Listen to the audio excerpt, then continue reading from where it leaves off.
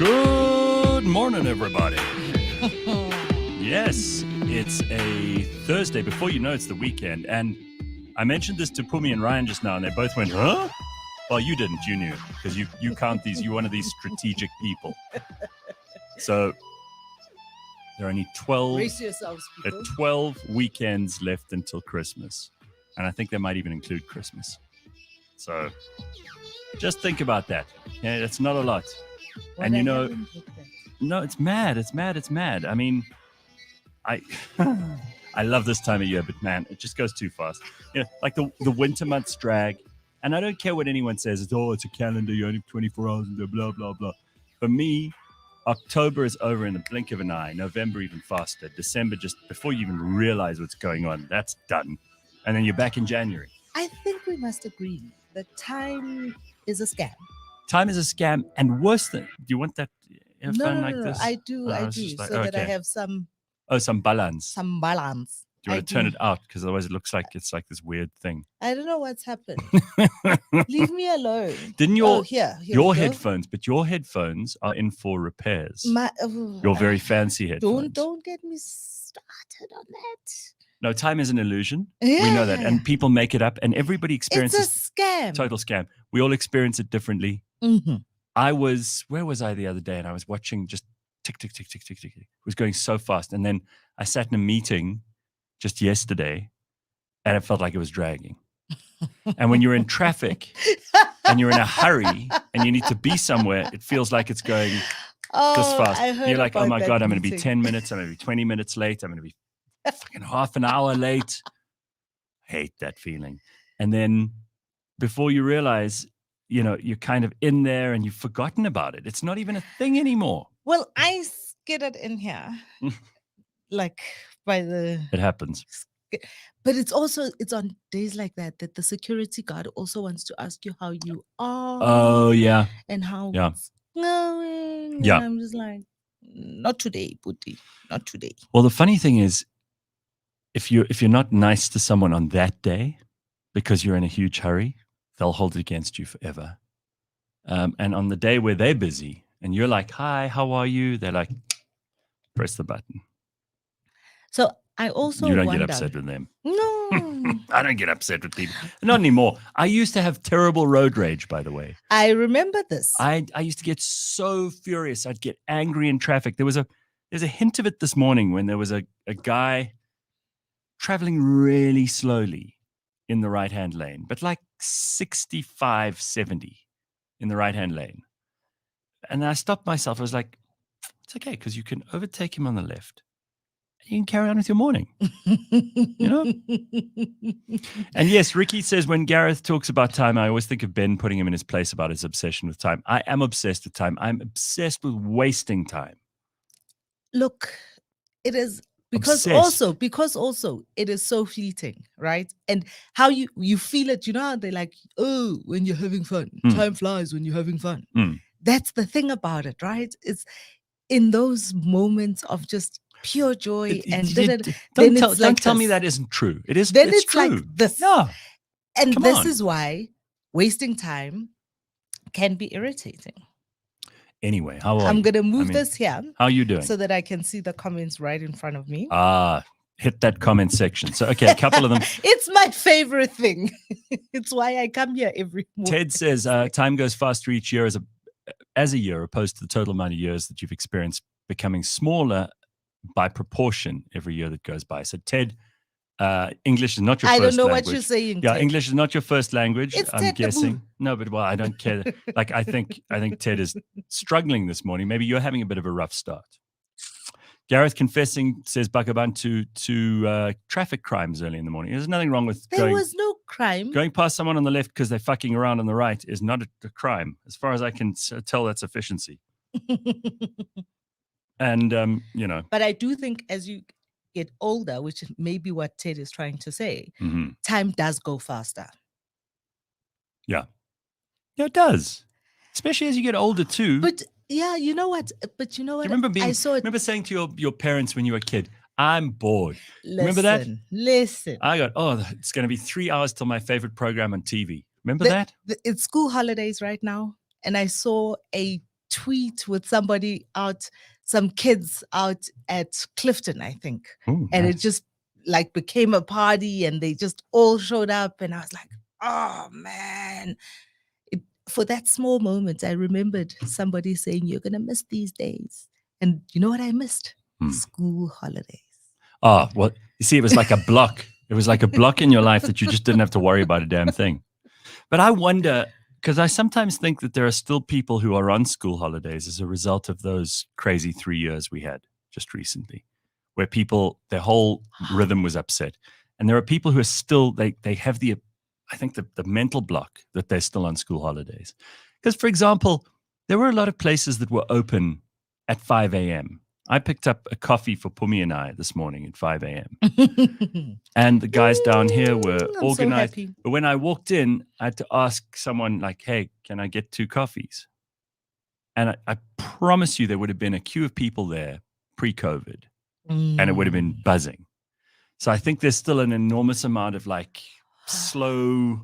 But I do see more and more people going back to the office, and Yes. I for one am happy for them and for us, because Absolutely. I think, I don't care what they're saying, I think the productivity of people let's just be working in their pajamas. Let's be straight up here, and I am very happy to take a very good long hard look at myself in this respect, because I kind of enjoyed the doing it from home thing. Last week we did 4 out of 5 shows from here. Ooh. This week it'll be 3 out of 5, but it was 1 out of 5 just a short while ago. So I'm recalibrating myself back into being in the office, and I like it because I like having things to do. I like being busy, and I don't care. Like, you could say you're the most self-disciplined person in the world. I was sitting talking to some people the other day. Their whole business runs remotely, and they keep their culture up and all that stuff. How? They do. Everyone's on a meeting at 9 every day. And there's stuff, different people in the staff have to handle that 9 o'clock meeting. So everyone has it in a number of, in a cycle, they have a responsibility, a day for doing, they've got activities, they send packages to each other. It's a lot of work. In some ways, it's more work for the managers, but there are ways to do it. I just don't think everybody can do it. Although I do think that there are some kinds of jobs that are easier to manage remote. Absolutely. And then there's some you can't do kinds that of with jobs. construction. It's like our job, guy. Our job needs this. It does. It needs interaction. It needs people around each other. It needs. It feeds off the energy. So right. There are more jobs that require this than don't require it. And while there are people who probably have already acclimatized to this is the new way of doing things for them. I hate these words, but in fact, I don't even want to say these 2 words because they drive me. When anyone who uses them, I'm super suspicious of. The new normal. Remember when that was a thing? Okay, so there's still people running around. I saw a guy driving yesterday, by the way, in a car on his own with a mask on. I was like, what's going on there? Who's forcing him? Because it didn't make that decision. Do you think he's still sitting there waiting for Cyril to say you don't have to anymore? No. You know what? What's he doing? I find that with all the pollen and the dust, you think that's it? I found sometimes that we're turning into Japan or you need that because Korea. Like listen, the uncontrollable sneezing. Come on. You can't motivate some people to work from home. Try as you might. You also can't make some people who like the office or who need the office. Let's say need, because if you're a parent and you got young kids running around at home, you need there's no way you can work from home. I'm sorry, it's just not gonna work. Love to hear from the parent who's broken the mold. There's probably someone out there who's got the most incredible system going. Good for you, but please understand you're the exception to the rule. The average parent with more than one kid under the age of 10 at home, even just getting them ready in the morning and sending them on their way, that doesn't mean you have a block available for you to work. And if you are available to the child at home in the afternoons, forget about it.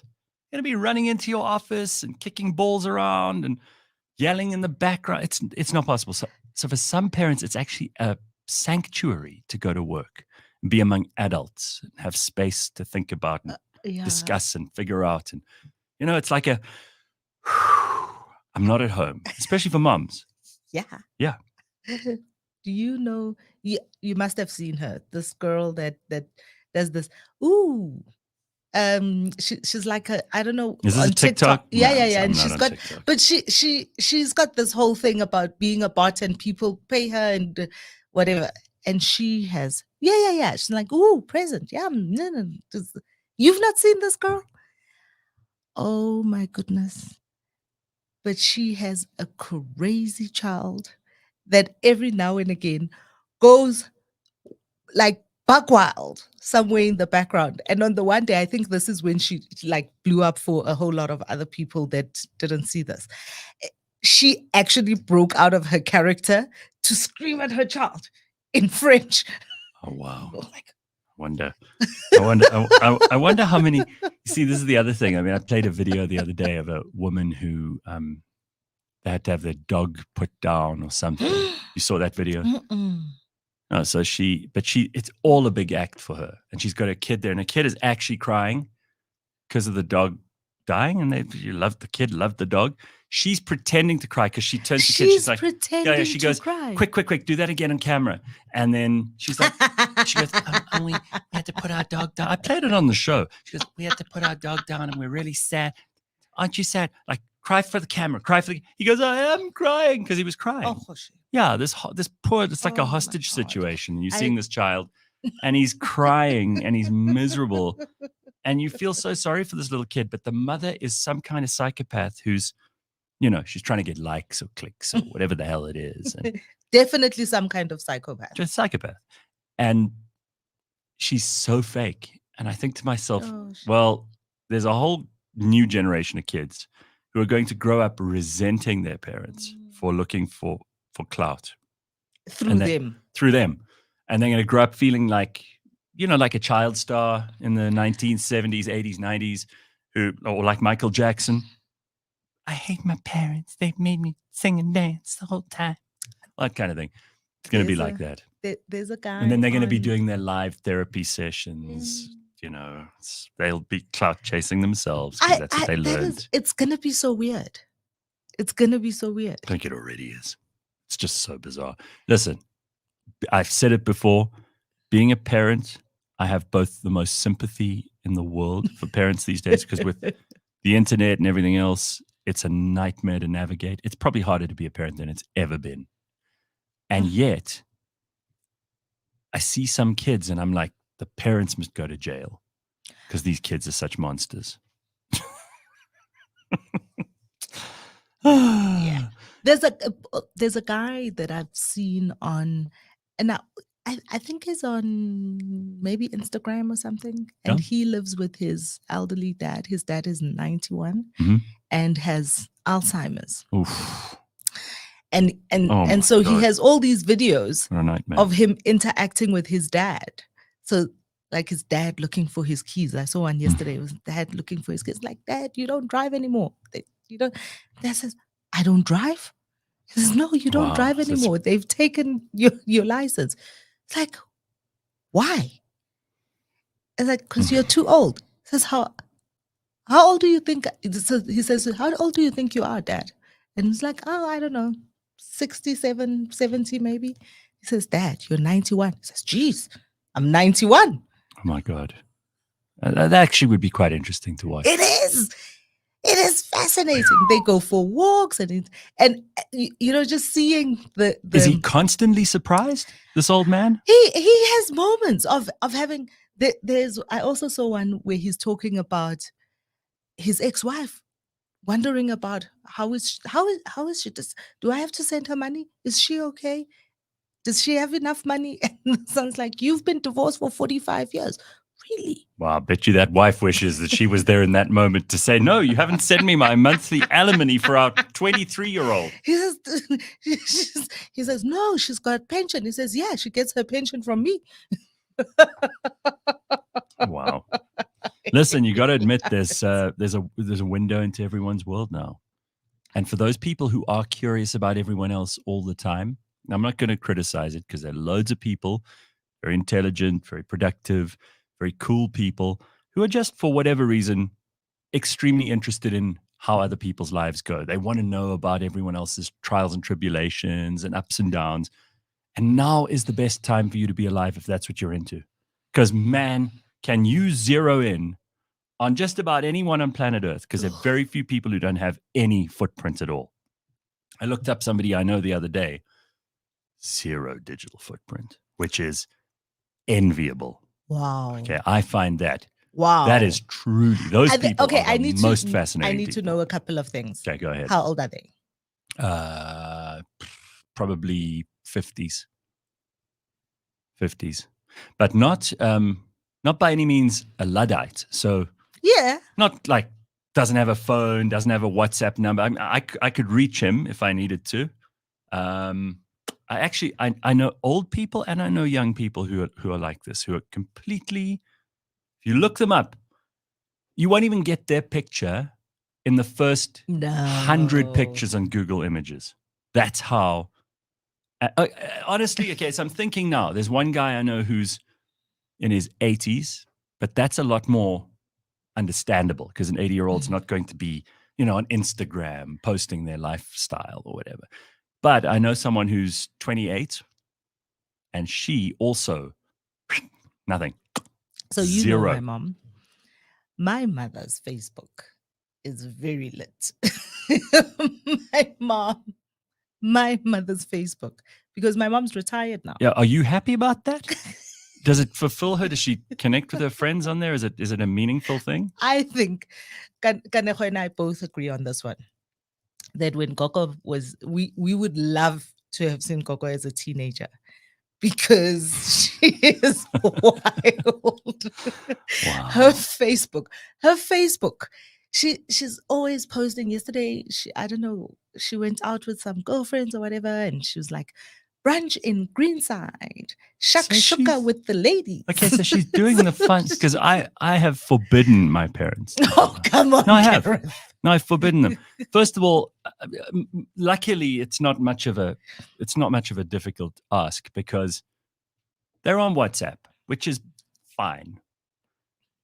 They don't have to catch up with the grandchildren or their children or their friends online. They've got their friends. They speak to their friends. They can use their they also know how to use a phone, right? But no Facebook profile, no Instagram, none of these social media things. And I'm very happy for them. I don't want them. First of all, they're going to discover a very sinister world, which I'd prefer that they stay blissfully ignorant of. Oh. I don't know if my mother has a sinister world in her Facebook. But YouTube itself is that my dad can use YouTube. He's got to connect it to his TV and like everything. So he can go onto YouTube and watch all his favorite videos of like YouTube is important. The umpteenth fucking documentary about World War II. This is why YouTube is important. Man. The colorized documentaries on World War II.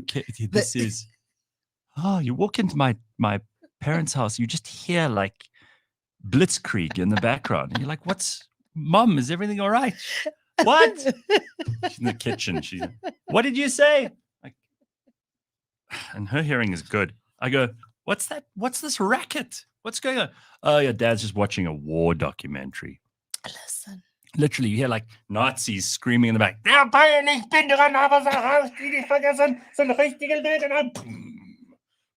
You just see the screen covered in like soil and tanks and planes flying all over the place. Like, hi, Dad. There are millions and millions of takes on World War II. I don't know what.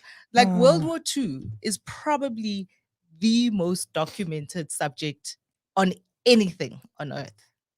It's like... Yeah. If there's a total, if you look at any of those documentary channels, because you can't call them history channels, there's an obsession. We spoke about this on the show the other day. An obsession with Hitler.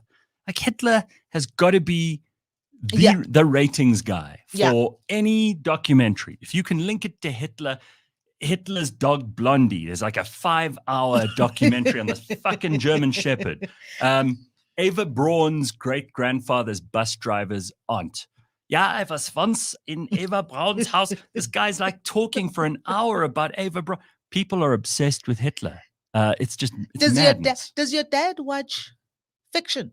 fictional history. No. That would be a whole other rabbit hole. But he reads a lot of fiction. Listen, my dad loves to read.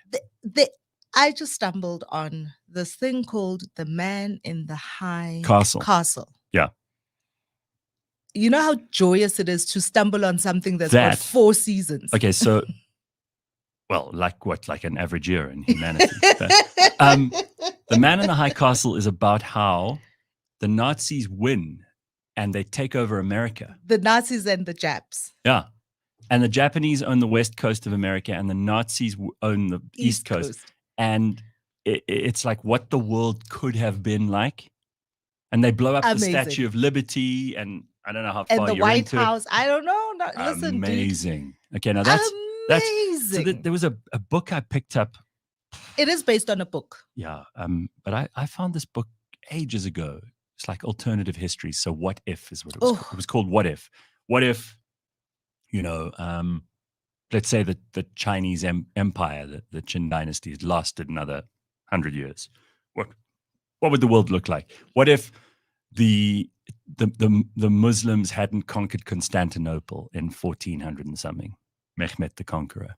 What if the French had beaten the English at Crécy and Poitiers and later Agincourt? What if the Nazis had won World War II? What if South America had never been discovered until after the Spanish Empire had eclipsed? There's some really amazing stories there. And that stuff, I could get into that because it's written by historians. So they try to, in a very... Now I need to find this book. Abstract. I'll bring it for you. Don't buy it. I don't think you can buy it anymore. I'll bring it for you. It's a very abstract way of thinking. And I don't know that there are that many people who can write abstract stuff, but with a factual basis. Like, you can't have dragons and aliens and like spacecraft and like that it's got to be realistic. That stuff is easy, like the dragons and aliens, because everything, right? But like historical fiction, I love that, and it's very, very cool. So that's interesting. But you're into this Man in the High Castle now, I can tell. I'm deep into it, and also the new rabbit hole, right? I've always wondered about Edelweiss because that's the theme song when it starts. What for? For The Man in the High Castle is Edelweiss. It's not that one that they use whenever they see a cat with like a Hitler moustache. And these are the Instagram videos that get served up to me. They zoom in on a white cat with a black little thing under its nose, and they play that what is it? Erika. It goes da, da, da, da, but it's like this proper Nazi music. I'm like, oh no. And they zoom in on the cat, and the cat just looks at the camera like oh man. But so Edelweiss is the song from The Sound of Music. Yeah. And it is Rodgers and Hammerstein composition, which is actually like they wrote it up and thought it up. It's not as old as you think it is. No. Even as they have, for whatever reason, found a way of making this thing like, man. And it's the last song they ever wrote together. Really? Rodgers and Hammerstein? I know nothing about them. So this is all news to me. I mean, I know the song. How does the song go?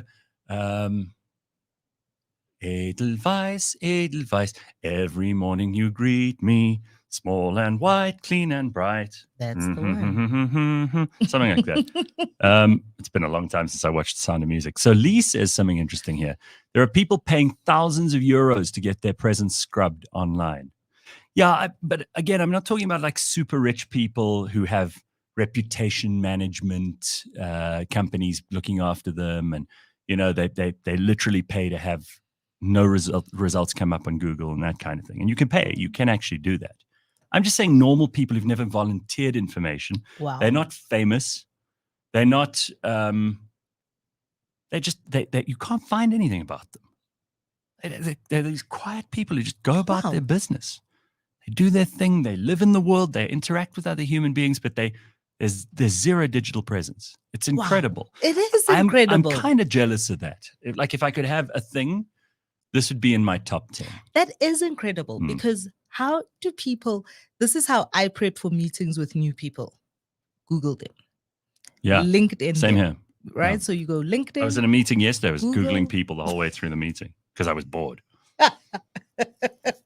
I need to hear more about Man. that meeting. No, well, it was interesting. I can't even tell you about it. Otherwise, I would. But if you had to make a list of the 10 least likely places to find Gareth Cliff in 2023, this meeting would be among them. I think I agree. Oh, it's weird, huh? It's amazing where you find yourself. And the me of 10 years ago, or even 15 years ago, would you have walked out and thrown the table? I would have been. Would you have I would have been flipped the table? I would have been incensed to have even been in this, and it wasn't political, so nobody get excited. It wasn't like an ANC NEC discussion they've co-opted me into anything like that. It's not that wild.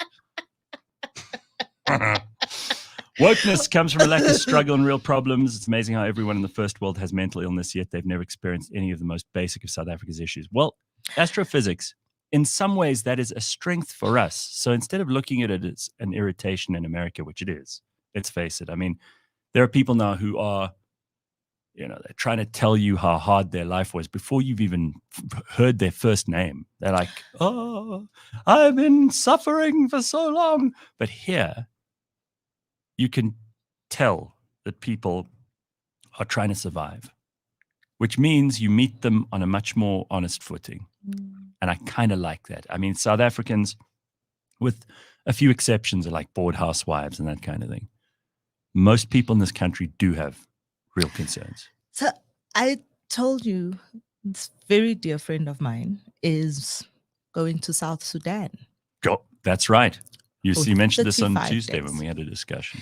And yeah, so I connected her with another friend who knows quite a lot of people in South Sudan. South Sudan. That's the place to go now. As Jean-Jacques Cornish has told us, is the youngest country in the world. Mm-hmm. But when we were having the conversation about South Sudan on Tuesday evening, it blew my mind to think that they had been at war for 50 years. They are 50 grown-up people there who have never known peace. Who've never known peace, but also not just never known peace, like active war, like machine guns and running and 50 years. Well, I mean, they've got... When last did you even hear the word Darfur? It's still not better.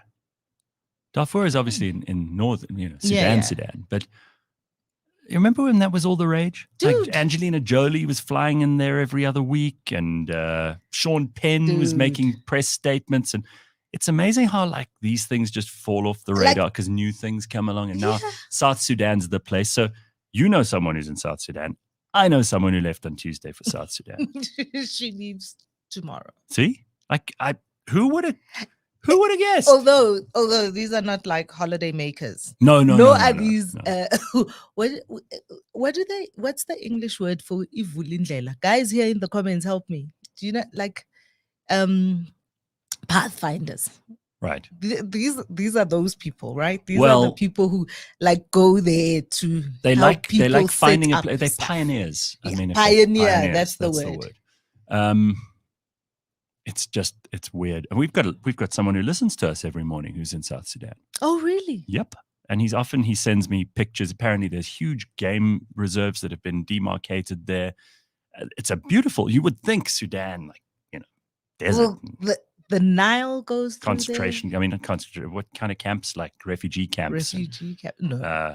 They've got the Blue Nile and the White Nile coming from different. Right. Yeah, Khartoum is where they meet. It's a fascinating place, and it's got a history. Right, it goes back to like ancient Egypt, when people would go all the way up past all the cataracts on the Nile into what was then called Nubia. Mm-hmm. So Ethiopia, Sudan, Nubia.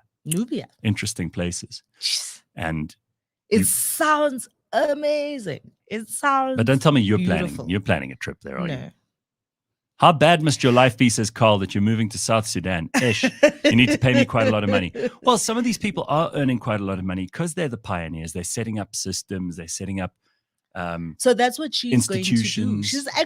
She's actually on a sabbatical, but she wanted to do something meaningful with her sabbatical. Right. So she's going there to work with women who are reintegrating into society. So how do people who've been at war for 50 years, recalibrating what it is to live in peace and what it is to build a new society?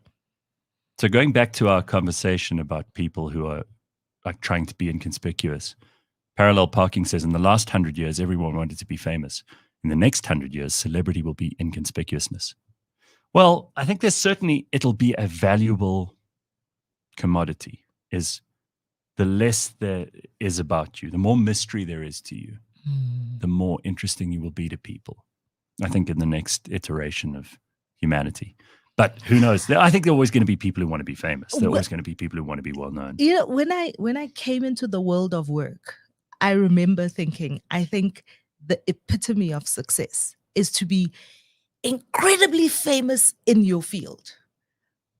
But you can walk through the mall and nobody knows who you are. Right, so, like you're the best civil engineer. Yeah. Like all the engineers know study who you your are. work. They know you by reputation. You go and deliver keynote speeches at conferences with like 60 engineers in the room. But anyone outside of that has zero idea. Yeah, so like when you walk into a shop, people don't know who the hell you are. But you're like a super rock star in your... I've always thought that to be the epitome of success. I think that's a good measure. I like that. Carl says, same as in Oz, my life would need to get a lot worse in South Africa for me to even consider moving with those shackle draggers. All right, well, don't be mean now, because we constantly have to hear about like how irritating Australia is to live in and how great it is. Like wherever you are is fine. I've got a friend who's in Vancouver, and he sent this to our little group. It's only 3 of us on the group, so it's not like he sends this picture of my new office view. Note the tall garden walls and electric fencing. Of course, there are none. He's moved into the suburbs of Vancouver. Now, I kind of, if it wasn't 4:30 in the morning and I didn't have to get ready for the show, I might have typed a response. But I was thinking, why is he even worrying about that if he's in Vancouver? Why is it? Is it because the other guy in the group is in Texas and he's talking about the border the whole time? Border with Mexico, which is very porous. They've got a problem there like we do with our Limpopo border. And I thought, oh, okay, he's trying to make a point about what he's really doing is saying, look, I live in a very safe place where I don't have to have walls and fences. And I often think, because he's a bit of a nutcase like I am, I'm like, is a wall or a fence there to keep other people out or to keep you in? And how important, because they always say good neighbors, good fences make good neighbors. And there is a place for defined borders. Africa is a great story for that. And most of our borders were artificially determined by people who have been dead for over 200 years. Yeah. And who had no idea how they were separating people, where languages are exactly the same on either side of the river. Culture is exactly the same on either side of the river, but those people end up in different nations. And they're a minority in the one nation and they're a majority in the other nation. And you think, if they'd actually applied themselves, if they'd actually cared about the demographics, and we've got to remember this happened in 1800 and something in many places. Still, I mean, Europe's borders are completely random too, and have changed constantly over the last 1,000 years. France, if you look at they've made they've made a bit of progress in terms of getting rid of some of those borders. When you think about what the Eurozone has done. I mean, travel's a lot easier. They've kind of, that's what they're doing. Right. They're kind of going, these things. But there's still a place for borders. Well, there's a place for boundaries in every relationship. Every relationship. And for example, I mean, I know people who they will sleep, not necessarily in South Africa, this would be silly. They sleep with the windows open. They don't care. They're not worried about that until someone comes in. Then they're suddenly security conscious to a paranoid degree. It's like a balance.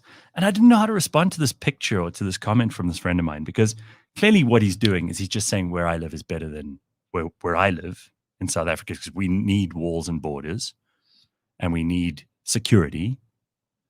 And this other friend of ours who's in Texas because they've got the migrant crisis going on in Texas. And obviously in some parts of Texas and some parts of America, you don't worry as much as others. But what he's really saying, nah, I'm in Vancouver until like a homeless person, because Vancouver has a major problem with homeless people. And you could be in some suburb where it's not a gated community and you do have, the street like you saw in those movies in the 80s where the guy goes with the paper, throws the paper into the yard, and where the kids leave their bikes on the lawn, right outside. And that's fine. But one day, if a homeless person decides to put up a tent on his front lawn, he's suddenly going to care about borders. So it's amazing to me how people are, when it's in their world, they care about it. When it's not in their world, they don't care about it at all. That's how we are. And they have no interest in someone else who is dealing with the situation. And then they, instead of shutting up about it and going, wow, am I lucky that I don't have to worry about walls and fences now? Instead, it's like, I don't need walls and fences. I'm like, come on, dude. What a pain. Is this the head talk at 4:30 this morning? Well, they're in a different time zone, so I wake up to this shit. No, your head talk at 4:30 in the morning. Unbelievable. All right, Dr. Mark is going to come in and join us just now, Pums. Ooh. Yes. You know what we're talking about with Dr. Mark? So many things. We've got Dr. Mark popping by to tell us about what's on the T Health show. And he's also got breast reduction surgery on the agenda this morning. He's coming to talk about boobies. Yeah, and breast reduction is a big thing. People always talk about breast augmentations and enlargements because that seems to be the much more cosmetic and interesting thing. But for various health reasons, a lot of women want to have breast reductions.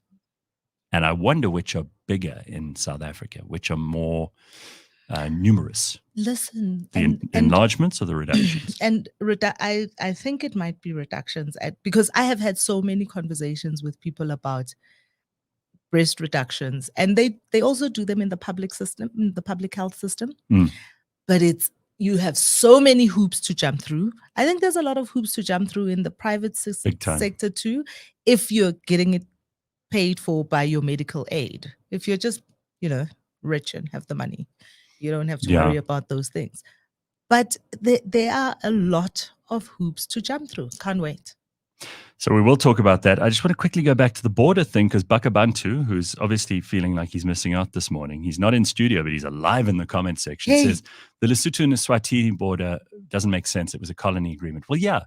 Eswatini and Lesotho are just examples of... Were protectorate. Well, it's just examples of Bantustans who didn't form part of South Africa. They got out early, and that was largely due to Pixley Kaisekaseme, who went off to London and made representations. But they were essentially Bantustans before the Bantustans came along. And they got out before South Africa became a union and before it became a republic. And therefore, they were already outside of the rules that apply here. But essentially, they should be a part of South Africa. Okay, talking about borders and boundaries, what's not going to listen to those borders is everybody going back home after the World Cup.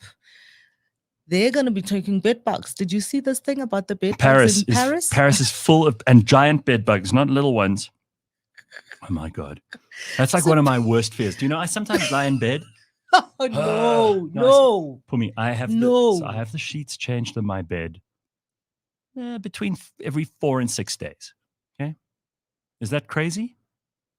No, like once a week. Just me in the bed. Really? Once a week. So once a week. I sometimes lie in bed and I know it's nonsense. It's in my head. Okay. I'm like, there's definitely something in this bed. And then I think, well, it's because the dog gets on the bed. I'm like, yeah, there might be. But no, the dog was, for example, was groomed yesterday, clean as a whistle. And that she sleeps on that side of the bed on top of the covers. She doesn't get close.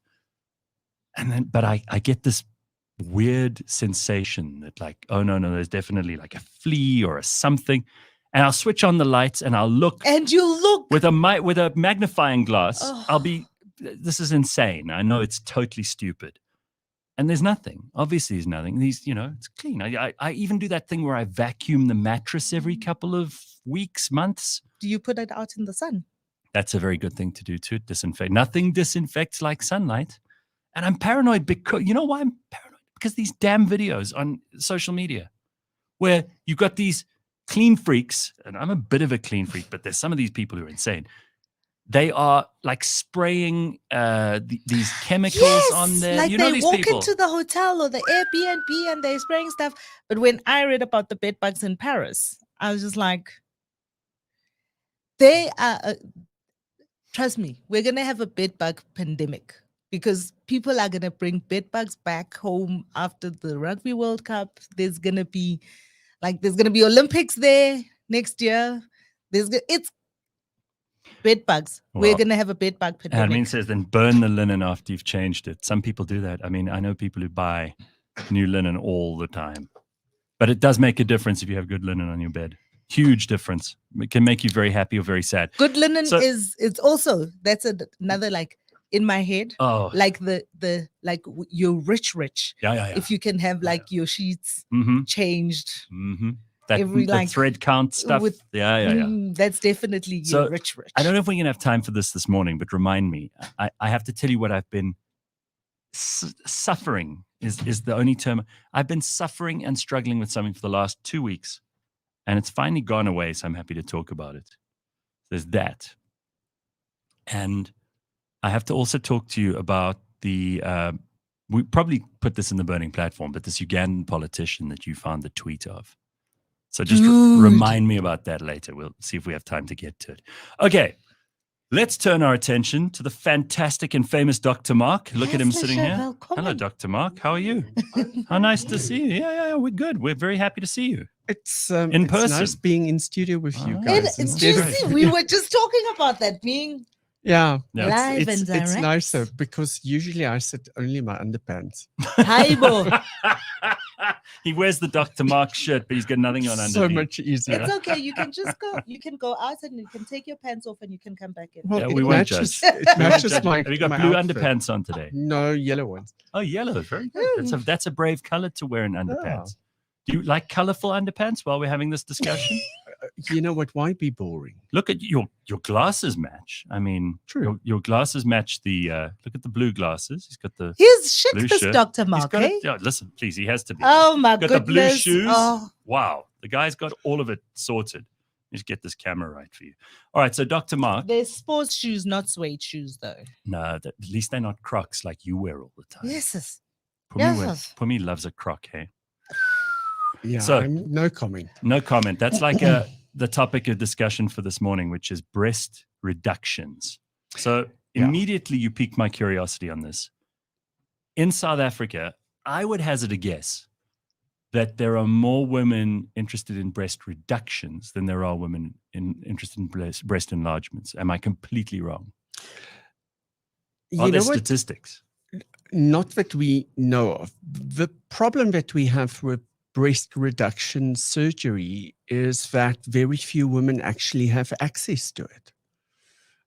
Medical aids, certain medical aids pay for it. But breast reductions, but only if you are on really the top tier ones. So in South Africa, we have 3 population groups. The ones that depend on the public health service. Mm-hmm. Now, it's like you said earlier, if you want to be part of a public health service breast reduction program, the number of hoops that you need to jump through is innumerable. Yeah. And the problem that you have is it's elective surgery.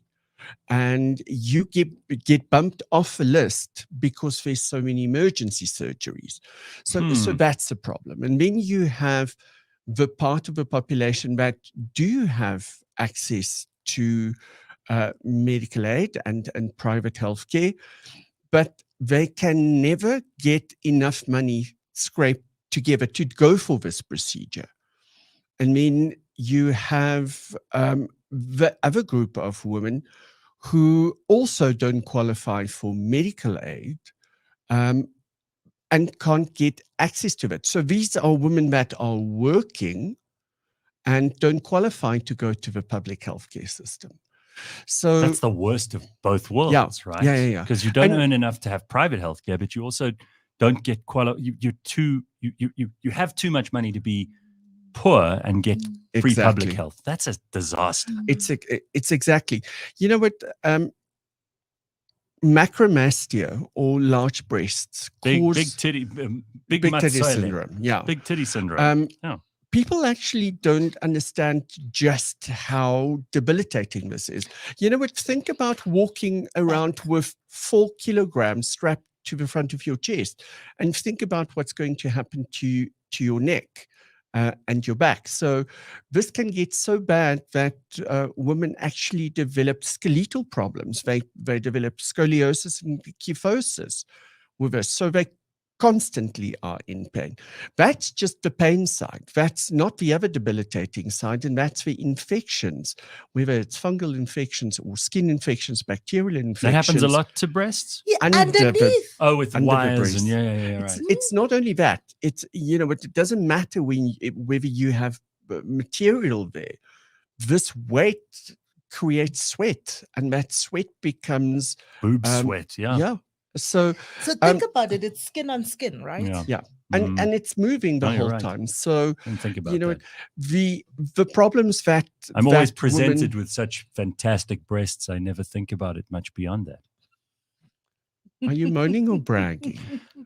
No, and that thing I was going to tell you about just now is, for the last 2 weeks, I must have slept badly or something 2 weeks ago, and I had the most insufferable back pain and I don't normally get it, so it's not something that's, ongoing with me. I don't take medicine for it. I don't have scoliosis. I don't have a misaligned anything. I just must have slept really badly, but it felt like my whole sacrum and that whole area was just locked.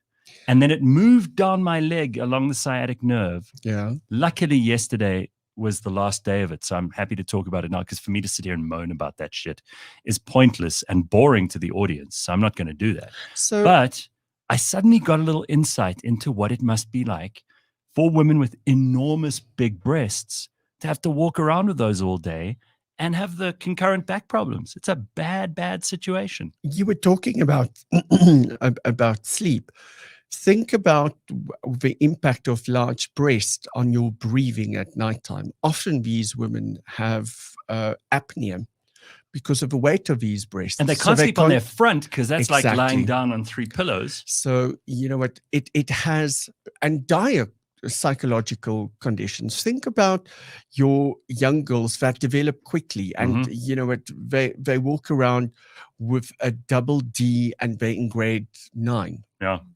You know what, how they objectified, how they're ridiculed.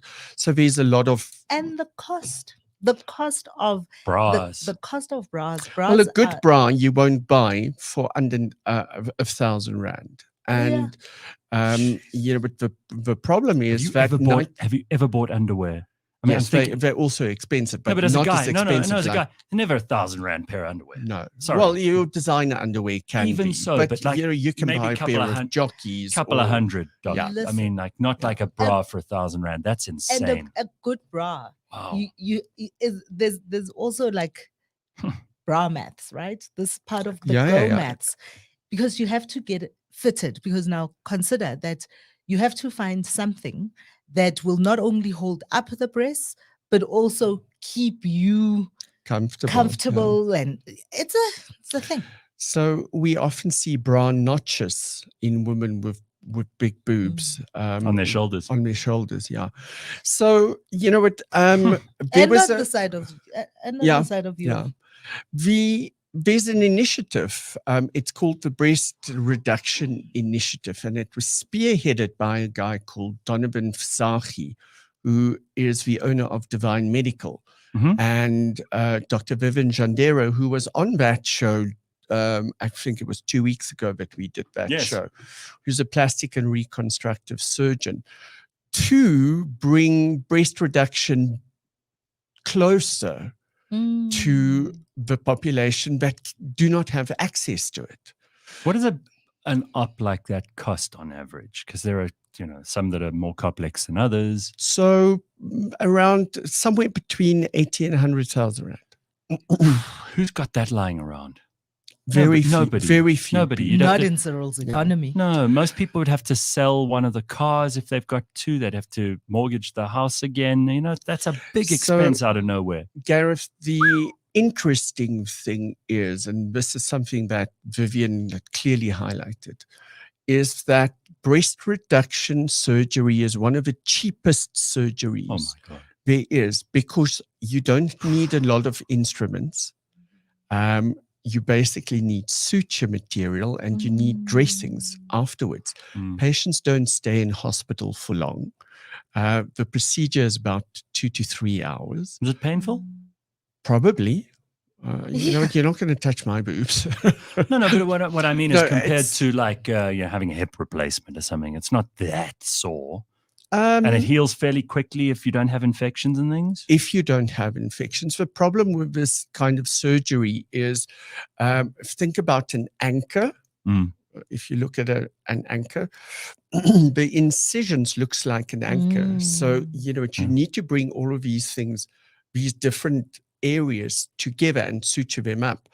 So it's not a complicated Is it? What is procedure it? in But what are they? such. So what is being removed? Yeah, what is and the how- tissue? Is it yeah. adipose? Is it mammary gland tissue? It can be a combination. It can be a combination of the two. With the fatty tissue and the glandular tissue are so intermingled with one another, and to create from a large pendulous breast a aesthetically pleasing smaller breast, you will remove tissue from different areas of this breast. But that's not my speciality. That's the surgeons. And what That's all. happens? I mean, when I used to have small breasts, and then I had a baby, and then suddenly They And got they bigger. were big, and Yeah. you wanted them smaller. I just want my boobs back, right? But what happens if you have the surgery? Can you have the surgery before you have children? And what happens if you have the surgery after you have children? Does it have an impact on like breastfeeding, any of that So stuff? The surgeons like to delay the surgery until the girl's last growth spurt, because breast can keep on enlarging up to about 21. So sometimes what they do is, when they do the consultation, they would do measurements in the first consultation and say, okay, 6 months later, come back. If the measurements are the same, then they go ahead, irrespective of your age.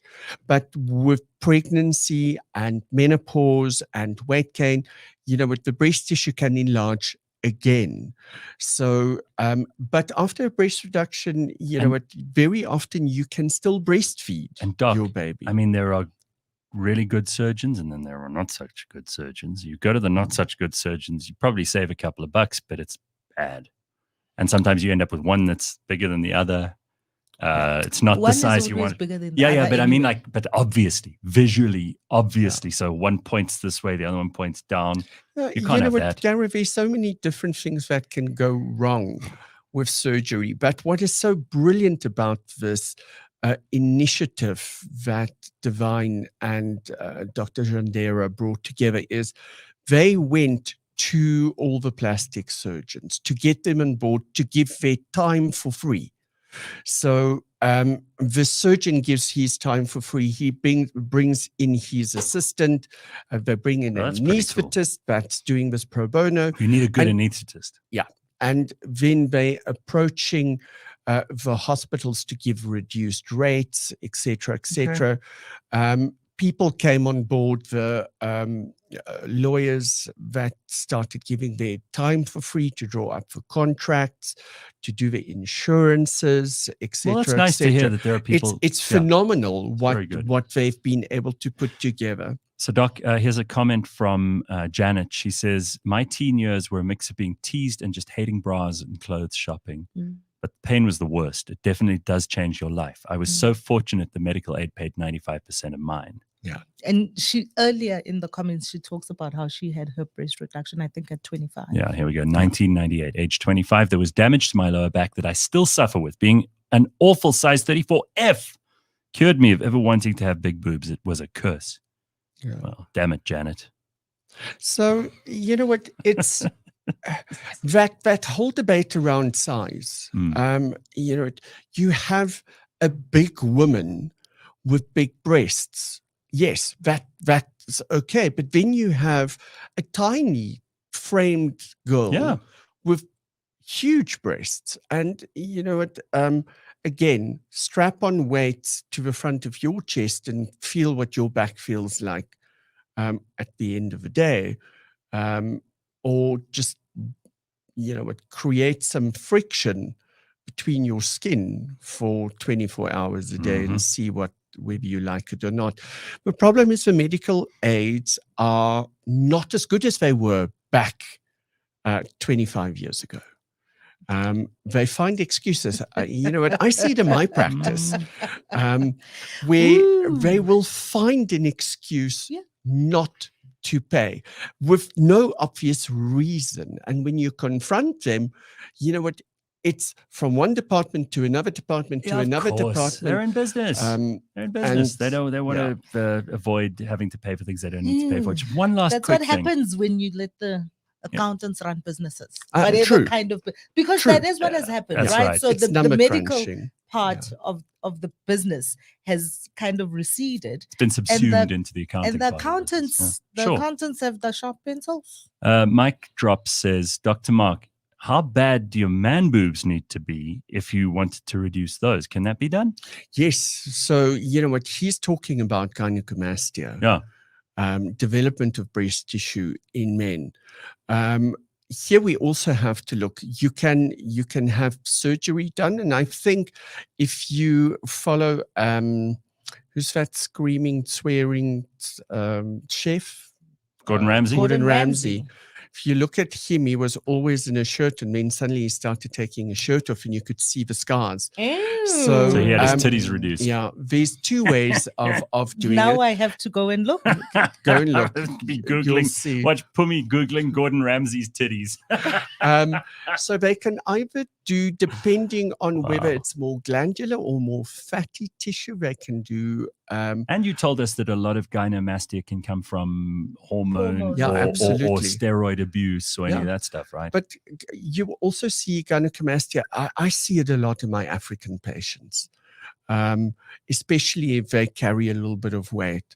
And, you know, it's about that conversion of testosterone into estrogen and fatty tissue. And you stimulate that breast enlargement.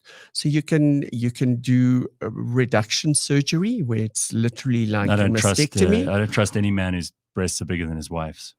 Yeah, neither do I. Janet, just by the way, Janet says she was skinny with these massive breasts. I'm surprised they didn't topple over more. Well, Janet, send us some before and afters. Yes, Janet, send before and after. We want to know. Listen, it's already it's after 7 o'clock. We'll have to save the rest for the T Health show. Yeah, we'll be back for that. So Dr. Mark and the T Clinic is the host of the T Health show. You can catch that a little bit later, 9 a.m. here on Thursdays every week. Plus, you could get the podcast.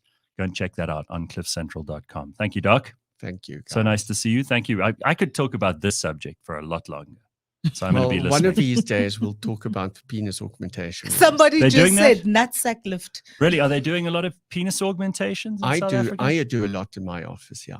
Wow. Is that because they well, let's save it for another time. I need to, can we do that next time?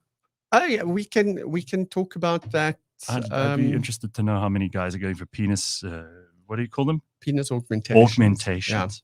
Yeah. Okay, we'll do that next week. Cool. All right. Something to look forward to, Phumi. I thought it was just like the Dr. Sabis with their little pamphlets that did those kinds of things. But now... All right, Doc. Thank you. It's always fascinating. Don't miss the T Health show a little later on today. And always, wherever you want to get it on podcasts, Apple Podcasts, Google, Spotify, wherever you get your podcasts. We will see you in just a moment or two. cliffcentral.com. The burning platform is next.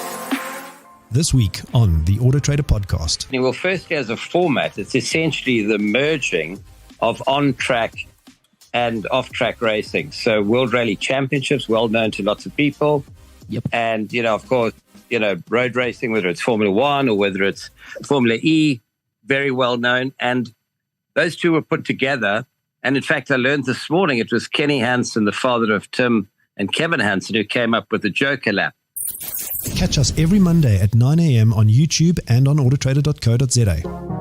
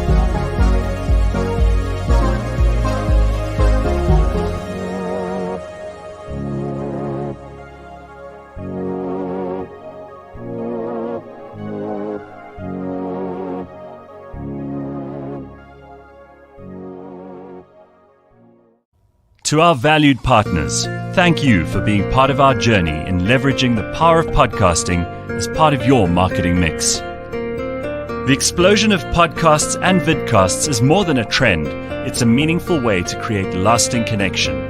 CliffCentral.com is a unique hybrid of live streaming and podcasting that brings valuable experience and insight.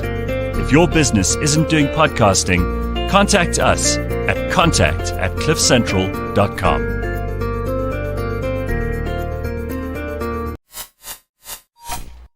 Right. Really good good. morning. Good morning. Good morning. Good morning. It is time for the Burning Platform. I don't want you to feel like we were having this conversation before you got to join us. We were in a little bit of a break there, but we are joined in studio this morning by Kanthan, who's agreed to wear his dark glasses according to popular demand from the comments section. Only for starters, so I'll take them off shortly. Yeah, because in this shot Yes. you look a little blind.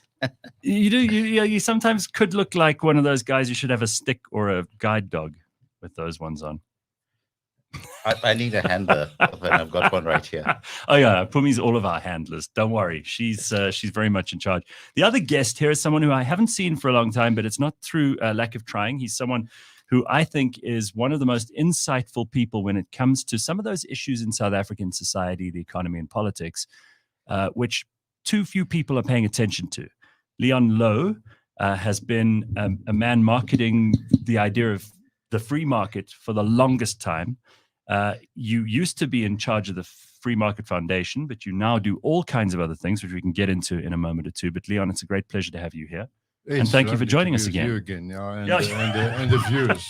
It's nice to see you. So we've got a bunch of things on the agenda for the Burning Platform this morning, and I can't wait to get into any of these. Phumi mentioned a little while ago, and it got quite a lot of attention on the comments and in social media, the Cyril economy, which is a reality. We all have to get used to the fact that we are living in a country where the economy is not just not growing, it's shrinking, where everything is costing a whole lot more. I thought about this just this week because it was the beginning of the month. And I looked at the house I live in, and I thought, I'm paying interest on a bond. I'm paying rates and taxes, which are going up and up and up. My house insurance just, boom, went up 6.7% without them even telling me. What? Yeah. No, I had to fight with them about it, but it went up by just without anyone, they surreptitiously just, and then someone says to me from the insurance company, oh, you're lucky. Most people went up 12%. Electricity gets hiked. We know about that. It's not provided. You get less and less electricity, costs you more and more money. Water has now been hiked up as well. And there are there are so many reasons to not own a property, let alone the things that you would want to do with the property, improve the property, make it nicer, perhaps put in solar, perhaps put in, water backups and that kind of thing that most people would like to do. But you're being squeezed in so many directions just for the property you own, let alone if you're stupid enough to have an investment property somewhere, which is a nightmare. I read a thing yesterday about the number of Airbnbs in Cape Town being more than the combined number of, I think, Vancouver. Really? Three. But in Cape Town, different story, right? Yeah. I mean, but still, I don't know. I wouldn't want to be a landlord. Most of those Airbnbs are owned by people from Johannesburg, because people from Cape Town can't afford them. That's probably clear true. about that. Something like 21,000 Airbnb units. But if you owe a lot of money, don't worry, because the government owes way more money. So let's just start with something we don't talk about. You hear the Americans talking about their national debt quite a lot because it's alarming. They've got a national debt clock in New York that I've seen a couple of times, and they update it. They've actually run out of space on the billboard because the numbers are so long, and they've had to make the billboard bigger. I kid you not. Or the font smaller. I can't remember. But what is our national debt? Leon, you know a bit about this. What is our national debt as a country, and how has it changed since we had a slight surplus in the times of Thabo Mbeki? Yes, Thabo Mbeki, we had a surplus, hard to remember. It's now about 64%, if I'm not mistaken. I haven't checked, so it's not accurate. It means we owe more than we have. We owe more than we reap in a year. We owe over half of our GDP in debt. So it's 60% could be 5-3. But the I suppose there's a sort of something to think about, which is that we're about half in the world. I mean, there's many countries are over much worse. Yeah. So I'm not one of these people who's all doom and gloom. I'm not binary. Sure. So it's a very big problem, but it's manageable. And some people, like one of my great thinkers and heroes in this field, Verwoerd, says it's not manageable. So what we have to do is we have to earn a lot more money, which means we have to grow the economy. And I hate saying we, because who is we? Businesses, people, workers, right? Informal traders have to grow the economy enough to service the debt. And bearing in mind, the debt is not your debt. No, we didn't own incur foreign debt. I don't. Phumi doesn't. It's the government's debt. Yeah. So it's the government. Who are they borrowing this from, by the way? Because wherever there's a debt, there's someone who needs to be paid. They're borrowing mostly from South African banks, which soaks up and drives up your interest rates. And but is that also why South African banks are so reluctant to give ordinary South Africans loans? Yeah. Because they've already been in hock by the government. The government is in hock to them. And they're worried about that not being paid back. So they punish ordinary consumers who need loans, bonds, business loans, all that kind of thing. Because it's difficult to get those now. There's a bit of confusion about banks. Banks want to lend you money. That's what they do. That's their business. They're desperate to lend you money. Okay. But they're not lending their money. People forget that the banks actually, the money they're lending is someone else's, the depositors. And, often when people want low interest rates from banks, they're not saying actually what they want low interest rates is for workers who put their money there. So it's a bit complicated, but the answer is yes, the banks have lent money to government and they lend money to the private sector as much as possible, but they're also running out of money in savers, and the demand when there's national debt is extremely high. The debt is the government's debt, and the debt is the biggest borrower. The government's the biggest borrower. So this is also the thing, the Minister of Finance has been talking about, that we are running out of money. Yes, Minister Godongwana is quite correct. We have run out of money, and that's why you have national debt and why the budget is a lot bigger than the revenue every year. And in the good old days of Mbeki, where they cared about that, now he cares about it. I think he's one of the few people who's saying, hey guys, this is not working. And the strange thing about it is that people on the left, they have a very high regard of capitalism, which is something Kanthan knows all about. They think it's infinitely powerful, infinitely resource producing. They want to seize the wealth. They just think it makes money and it's there. But in fact, the irony is capitalists like Kanthan think it's fragile. They think the economy is fragile. So the irony is socialists have a higher regard for capitalism than capitalists. They think it's omnipotent. They think it's a bottomless pit. Well, they don't understand how money's made. And they don't understand, and it's just there, and they're just going to seize it and take it and put it in the government and spend it. It's like a child. The only metaphor I can draw for this is that it's like a child who thinks that their parents have infinite money to buy them toys. That's what a socialist is. These are children. It's just someone who hasn't grown up. They're infantile economically. Now, I'm not saying Godongwana is a socialist. What I'm saying is within government and within society, we have many of these people who think there's this infinite amount of money there just to be taken. What's the problem? And it isn't. And finally, people are beginning to realize, as Maggie Thatcher famously said, the trouble with socialism is you run out of other people's money. They are running out of other people's money. Mm-hmm. And that's... I know you're itching to say something, Kent. No, I actually agree 100% with all of the stuff that Leon is saying. The issue that we have in terms of our debt is actually an essential component in every country's ability to actually develop itself. In exactly the same way at a personal level, most of us can't afford to buy a car for cash. Yeah. But we need a car to be able to get to work and to be productive. So, in other words, we'll end up borrowing money from the bank. We'll buy a car that allows us to go to work, that allows us to earn money, that grows the economy. Mm-hmm. The problem that we've got in our country is that we are borrowing money in order to pay social grants. Right. Which is a sinkhole. It's non-productive debt. And that's the single biggest problem that we have. We go back to the Thabo Mbeki era.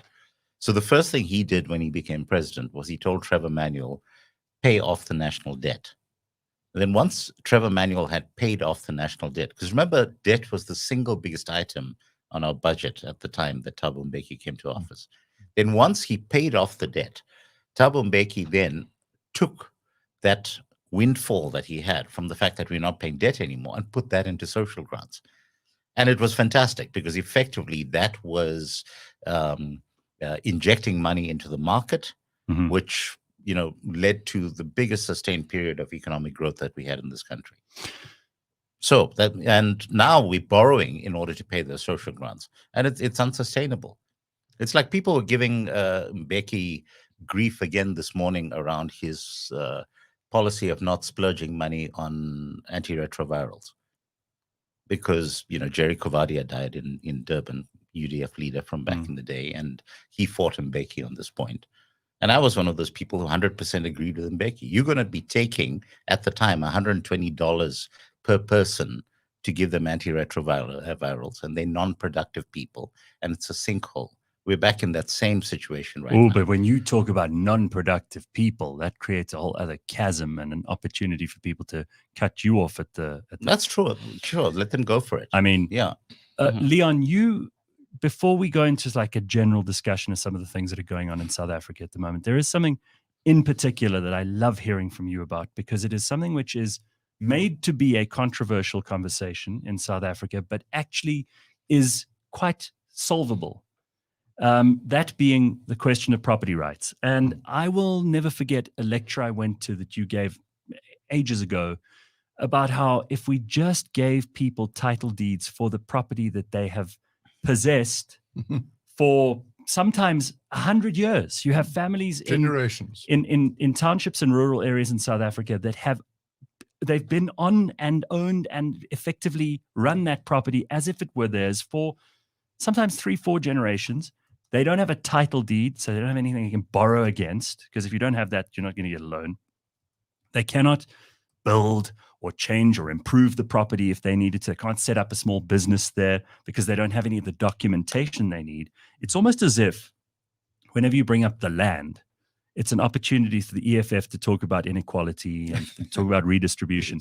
But nobody actually wants to talk about why we don't have, for most of the black population of this country, automatic title deeds being assigned for property they're already in possession of.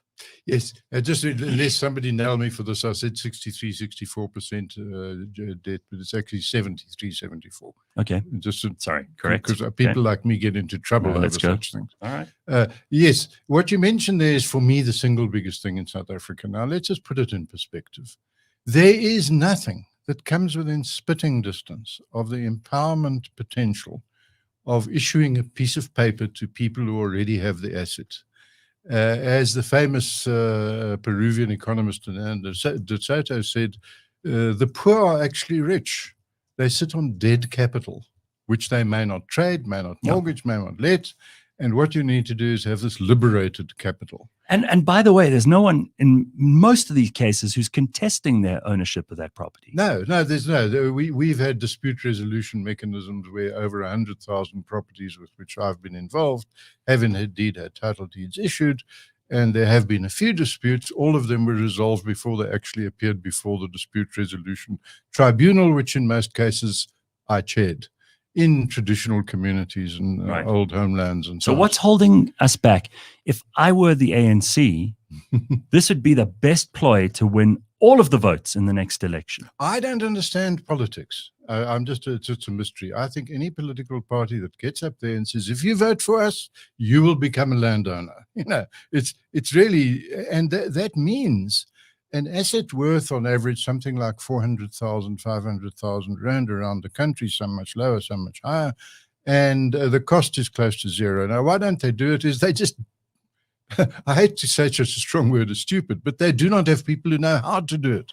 Any number of municipalities and provinces and the central government have decided to issue title deeds. It just doesn't happen. It boggles the mind. I mean, if you just issued these title deeds to people, which is really just a process, you could set up a special court to do it. Yeah. It would take very few resources by comparison with the resources that we spend on education, social welfare, and all the rest of it.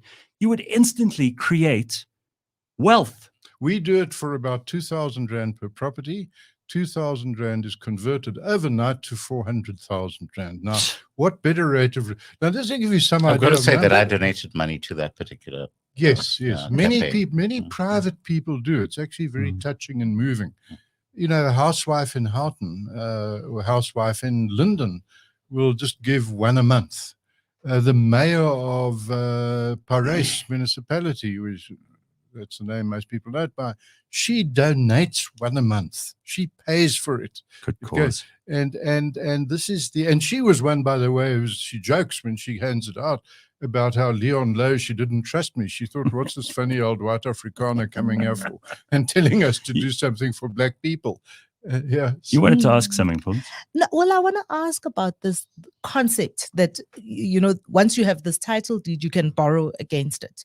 And the assumption is that people are going to borrow against it and do something good. But isn't this just a South African problem, getting more people into debt? Now, Phumi, that's really important to address. And politicians you might surprise by have raised that with me. In other words, they ought to have a different view. I'm not saying you should. But let's understand this very carefully. When Christo Wiese, for example, and many private people, Johan Rupert, by far the biggest, these so-called bad guys, spends millions on registering deeds for people. They get nothing back for it. And when Christo Wiese handed over one of these, it was one of the most moving scenes any of us have seen. A woman called Miriam Matupi was wheeled in on a wheelchair. She was 100 years old. And when he handed her the title deed, she wept. And journalists, without wanting to be rude, said, why is it so moving for you? And they didn't want to say, because you're going to die soon anyway, which is what was on their minds. And she said, as she held this thing to her chest, now I can die with dignity, and I have something to leave my grandchildren. It's not about mortgages. It's not about raiding finance. It's about the worst crime of apartheid was to deny black people property rights. It's pride. It's the right of ownership. So she had been living, she said, for 50 years in a pre-94 four-roomed house, which was never hers, and she was always insecure. She could be evicted at any time. Her neighbors were being evicted. Finally, it was hers. And it was that psychological moving fact that is most important. Now, let me give you some numbers quickly. You mentioned mortgage and finance. No, the banks don't want to mortgage property at that level. It's too small. But what you are when you've got a liquid asset is you are what's called bankable. In other words, they will finance you. Small business, education, healthcare, whatever it is. And most importantly, you have a piece of the pie. Yes. Something to lose, yes. something to care about. and as you say, something to hand on to your grandchildren, your children, or whatever, and a measure, a modicum of being taken seriously dignity, yes, by the financial sector in this country, instead of just being a serf. I know, and what's more is they. The problem is that black South Africans on average, and I hate using black, white, whatever, generalization, please forgive me for shorthand, do not actually trade the property when they get it. They're so used to their parents and their grandparents just sitting on this plot which they can occupy but not own. They live there as wards and tenants of the state, which were Verwoerd's dream, by the way. The ghost of Verwoerd, I don't know where if you know where the ghost of Verwoerd is. He's in Lutuli House, and he's there because he says, if I knew the ANC would implement my land policies, I would have given them power long ago. Verwoerd's dream was all black people living on government land. That still is the truth. And that's what we have in traditional land. We have in the pre-94, we have in RDP, where they have these 8-year preemptive clauses, which means that for 8 years it's not really your land. But let me give you some numbers quickly. It's staggering. FNB has calculated that the value of land held by black people but not owned by black people is above 400 trillion rand, close to the full GDP. Now, such numbers mean nothing to anybody, including me. So let's give it it is about 2/3, nearly full, if you take it to what they really estimated was about 6. Mm-hmm. That's the entire South African economy that can be handed over. We can double the size of the economy overnight if everyone gets their deed. And it's 3 times the annual budget. So this is the amount of wealth that is dead capital. Now, let's get to, you mentioned EFF and so on. I'm all for land reform and redistribution. It was the worst crime of apartheid, but how to do it? What we can do is we can turn something like about 8 million black people into landowners. That will treble the size of the stock exchange. There will be many more black landowners than white landowners. The value of the land will be more. And so this is what we're doing here. We're sitting on this Verwoerdian legacy that blacks may not own land. Now, and that's not even touching on the feudal mechanics around traditional. No. And by the way, everyone says trusts and all of that stuff. Traditional leaders don't want people to own land. And I always say, who asked them? I've been around and asked, and none of them are opposed to it. They all just want development. And this is a meme created by, if I may say, left-wing social scientists, academics, and universities have created this belief that somehow traditional leaders don't want their people to own land. That's just not true. It is true of some, but it's not true of many. So we're talking about here something that is on a scale. And I hope he doesn't mind me mentioning Paul Harris, one of the founders of First National Bank. When I used to speak to him and Sizwe and Klasana, who was then the CEO, about this, they glazed over. I saw them year after year, and I said, put money into this. And one day Paul Harris called me, and he said, let me just think about this. These numbers you're talking about. He said, it's too big. Even bankers can't get their brain around that. He said, what you have to do is reduce it to a local level. Choose a municipality and work at that level with that land. People can grasp that. And he and they were the first people to put money into this. Where was this done? In Paris. Okay. I sent you guys a link to the article I wrote about it. But I'm also thinking about the number we were talking earlier, Gareth, about the upkeep, the rates, the taxes, all of that stuff. And I'm also thinking about the number of houses, not just in the township, but in rural areas that I have seen fall into disrepair simply because the person, and not because they don't care, but also simply because they just cannot afford to upkeep these houses, especially when it goes to the next generation. So auntie, whoever is 100 years old, and she says, I can leave this to my kids. Yeah. And those kids don't allow this thing to fall into disrepair. So it doesn't compute for me. We have many of these where we photograph them before the title, and then we photograph them 6 months or a year after the title, and you will be amazed at what happens. All of a sudden, this old dilapidated four-roomed pre-94 apartheid house, township house, or location as we used to call them, or they used to call them, all of a sudden, there are piles of bricks and their windows being put in and gardens being built, and the change that happens to people is breathtaking. And but it also happens in the other direction. I'm thinking about Dube in Soweto, where that Dube, which is where Maponya is from, which used to be a really upmarket suburb, and as where it Winnie were. used to live. But no, Winnie lived in Orlando. But Sorry, Orlando. Yeah.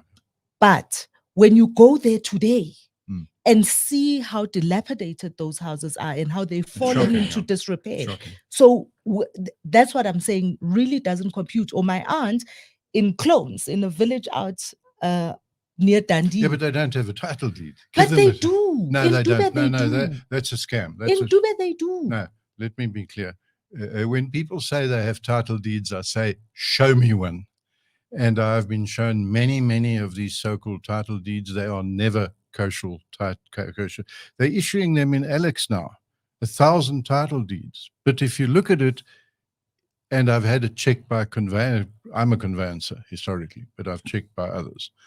All agree it is not actually a legitimate or kosher title deed. Look, I don't think it's going to be a cure-all for our economic woes, but it would certainly help to suddenly create liquid capital, even if it's just in terms of owning. I mean, I wouldn't want to spend a single cent on a property I was renting or that I didn't own. Or you improve it in the long term. You could be evicted by the local township manager. Correct. Now, although this is an interesting that you raise, that you say these people think they have title deeds, but they're not title deeds. So how does a person know? Yes, you can go to Longa where all the properties have supposed title deeds. I've driven around Longa. I go to people. I say, are you the owner? They say, yes. I say, show me the title deed. They say, I've never seen one. So I then inquired, and under Helen Ziller as mayor, it turns out all the title deeds of Longa were in filing cabinets in the city council. And I said, would you do that to white people? They won't appreciate them. They'll lose them, whatever. What the hell? And, really? And we cannot in a black run. So, and I mentioned her, but it's all of them. They do not trust black people with title deeds. And the government. That is black people. The provincial, the local, the provincial, national. Local. Now they say that, but they'll sell and they'll become indigent and they'll get drunk and so on. And I say, would you say that about white people? The answer is no. Now we're talking about everyone of all races now. Trust white people, not black people. That has to change. It's despicable. That's institutional. Yeah. It's a legacy of apartheid that black people cannot be trusted with land. And how it survives a generation after apartheid with young people like you, if I may say, compared to me, is just astounding. We'll take that, Phumi. It's just astounding to me. And the answer is the problem is that those deeds are dubious. The bank accountants and lawyers and auditors and conveyancers look at them and say, we're not so sure about this. I can go into all the detail as to why they are phony. But when we issue them, we issue a genuine, what's called in law, a full title, a clean title. There are no preemptive clauses, no restrictions, you don't have to get somebody's permission to resell. They're freely tradable. Now, as you well know, the properties in the black areas trade. People buy and sell them all the time. So that 90% of the RDP properties, by the time they become clean title, are no longer the person who the government thinks is the owner. So the government deeds registry has millions of black landowners, but they aren't landowners. They've gone. Someone else is there. So the chaos is beyond belief. Now, what we need to do is understand that those people, once they have the emotion, the psychology, they are finally liberated and respected. They go home with a tin of paint instead of a bottle of brandy. That's what changes. Overnight, those houses change. Now, you talk about those in Dubai and Orlando and in Alex and elsewhere, where they supposedly own as I always say to everybody, show me the deed. Now, most of them have never seen a deed. And if you do go to the municipal office and draw one out of a filing cabinet and look at it, it's a sham deed. But so we still haven't addressed how individuals know that what they have is not what they should have, and how it computes to the equity that you're talking about. So if a person is sitting, people have lived in those houses. These are the grandchildren, not the owners, but the grandchildren of these owners in those houses. So how do they know? Yes, and that's got to be a community exercise. So again, for FNB, and other banks are now involved. I don't want to do them discredit, but FNB was the pioneer. And what they have done is they've everyone who gets a deed gets a little brochure that explains what owning land means. And this is really... this is like voter education. We have lots and lots of people who have the right to vote in this country, but they don't know what that entails.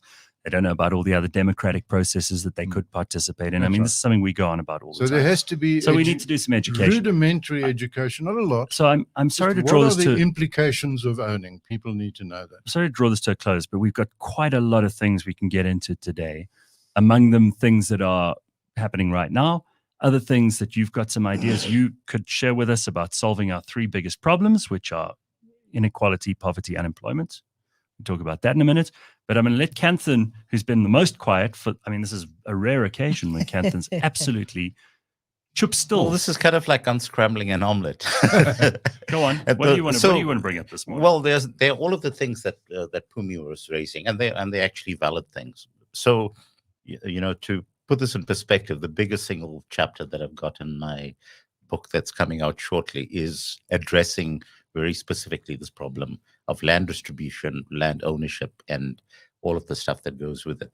The problem that Phumi was talking about also ties into the lack of regulation of the banking sector. And I say this in the context of the fact that, so a bank will give you a loan in order for you to buy a vehicle. They will not give you a loan in order for you to start a business, because of this entire concept of risk profiling. Mm-hmm. And a lot of what happens in terms of spaces where there actually are title deeds, but because the area has been redlined by the bank.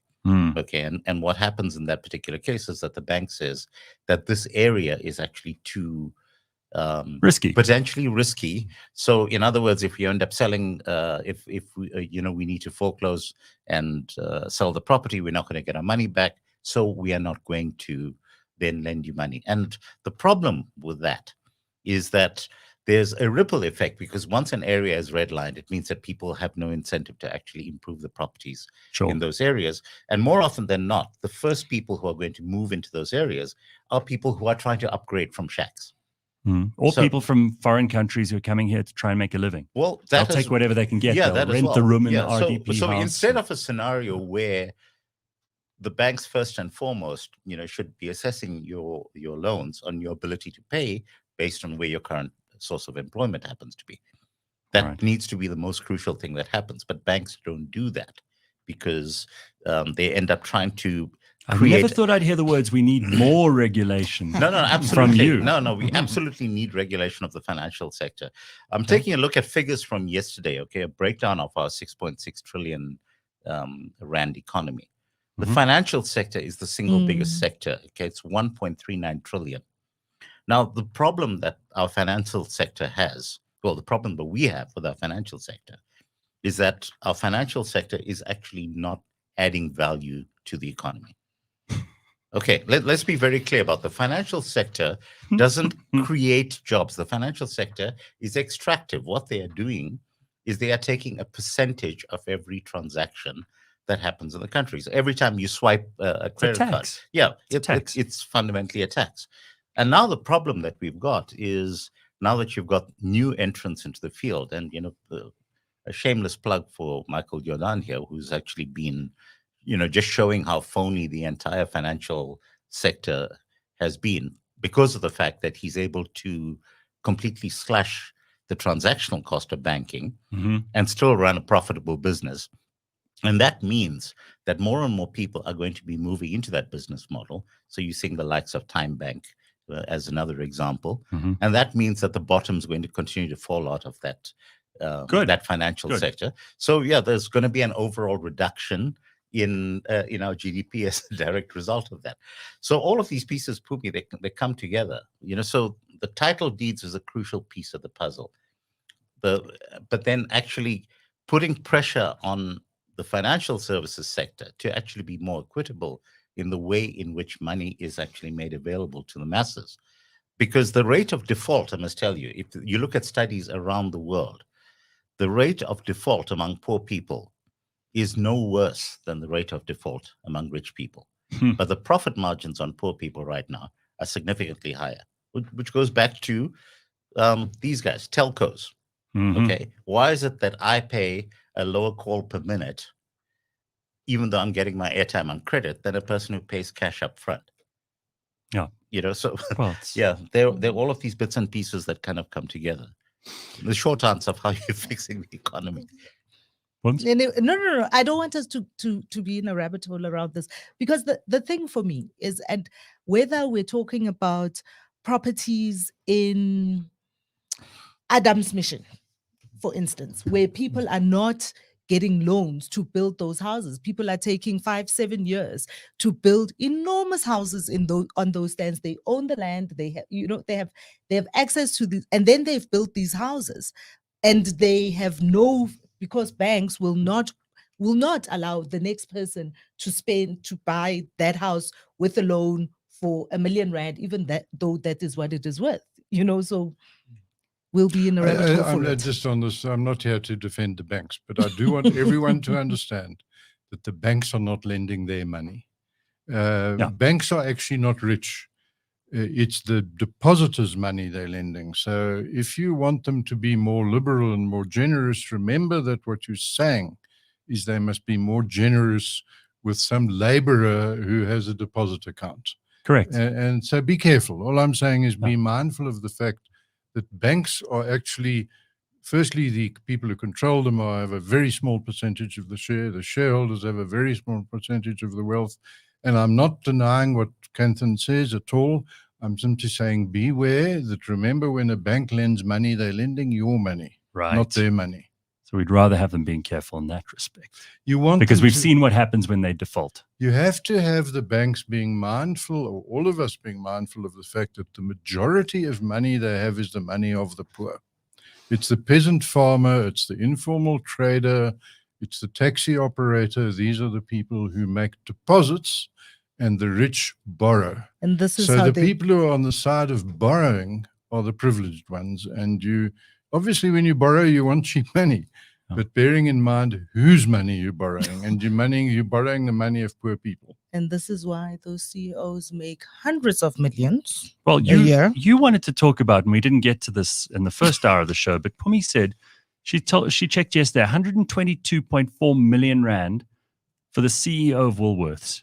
That's his salary. That's what he earned this year. 122.4 million rand for making us buy those terrible bags so that he can flash his environmental credentials the next time he gets to Davos, so he can tell his friends and family he went to Davos. I don't even know who this person is, by the way. I don't know who the CEO of Woolworths is, but they're constantly telling me to be more woke. Their prices are high. The stuff is not cheap in any way. And the bank shape, CEOs are no better. It's exactly the problem. So again, we just increase this inequality. And I'm not a big fan of talking about equality, because I think it's a pipe dream. You're never going to have any kind of absolute equality. Inequality may even be the point for most people. Inequality is desirable. Of course, you need it is. To understand that. Of course, it is. It's what everyone aspires to be better, like your friend without the fence. Correct. Everyone wants to be there, but if Steve Jobs goes into and rescues Apple from bankruptcy, and it's worth billions, to pay him $1 billion is cheap. Yeah. It's a bargain. No, sure. I don't want to necessarily go down this Gini coefficient rabbit hole either. But let's just talk about some other things. So he's agreed to come in for an interview. And I see, Kanthan, you wanted to talk about Chris Pappas, who has now been nominated as premier for KZN in the DA. Yeah, and I was thinking, so let's be very clear. The DA is not going to end up running KZN and choosing the premier of KZN. So they're wasting their time. They're wasting a guy who's working a really good job in a municipality. Doing a fantastic job. If you look in terms of what Pappas is doing on the ground out there.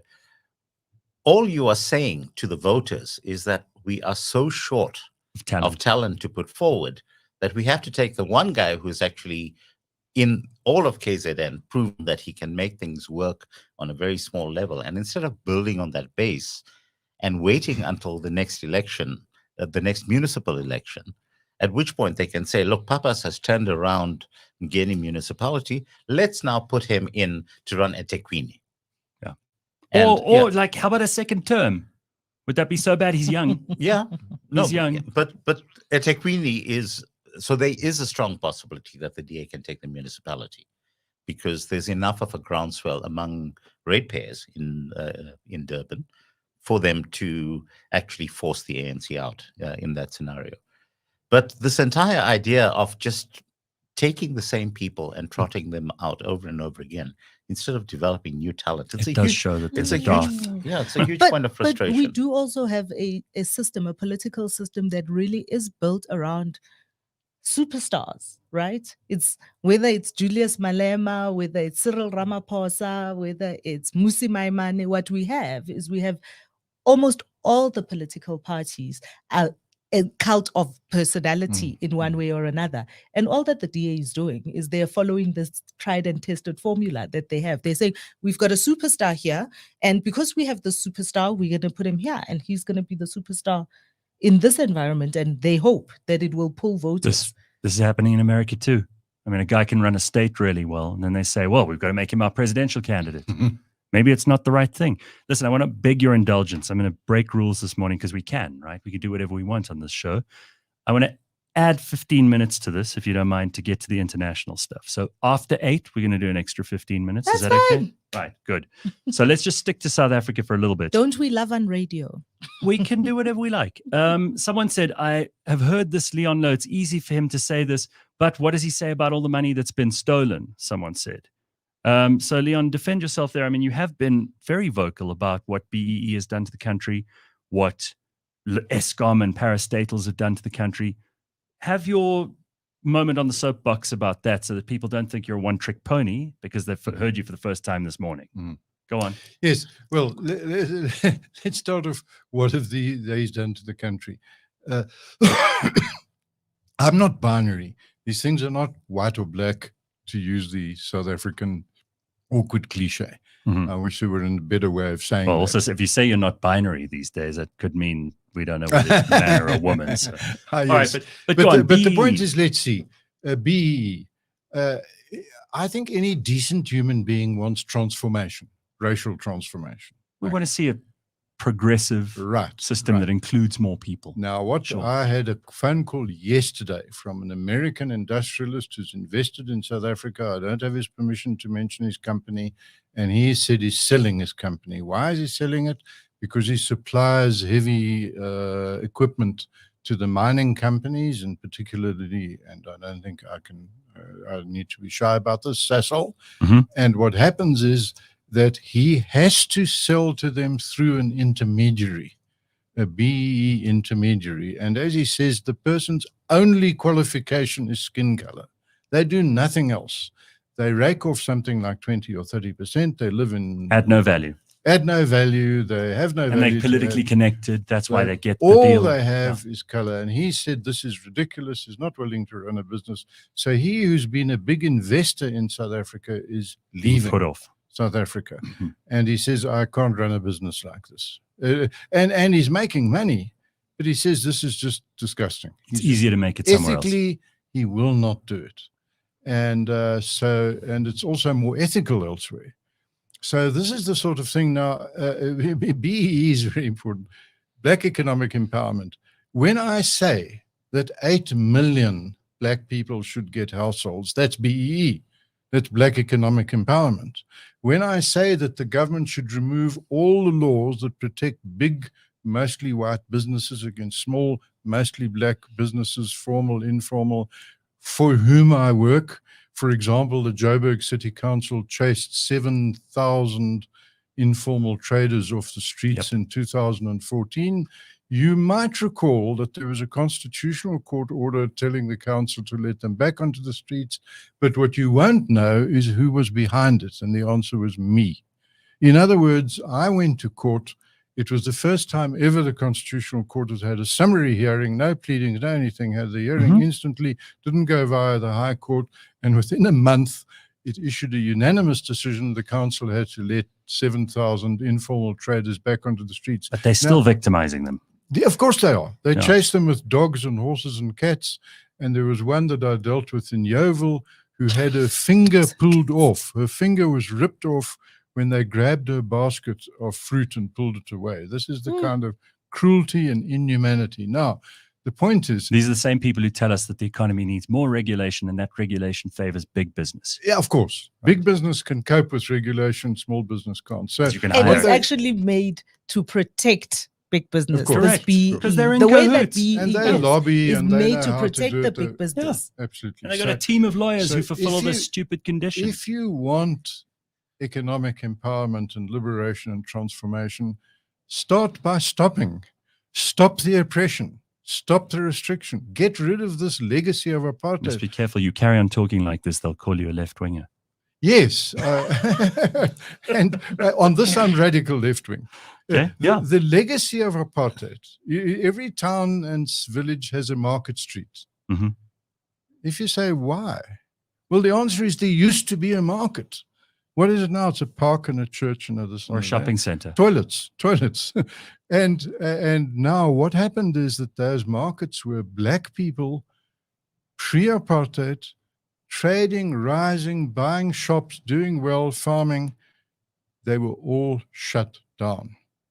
And so now what we need to say is, and all the zoning laws, township laws, every spaza shop, every tuck shop, every backyard operator, everyone making burglar bars and fixing cars and computers is unlawful. Now, it's not that they just leave them alone. They get bribed by police. They go in and say, I'll leave them alone, but you have to pay them to you have to pay. You have to pay off. So what we need Stop to nonsense. we need to do good by stopping the harm. Okay. Stop hurting people. Right. And so all of these people who talk about BE, I don't really care what color a director is of a big corporation, or who the shareholders are. People talk about who owns the economy. They have no idea.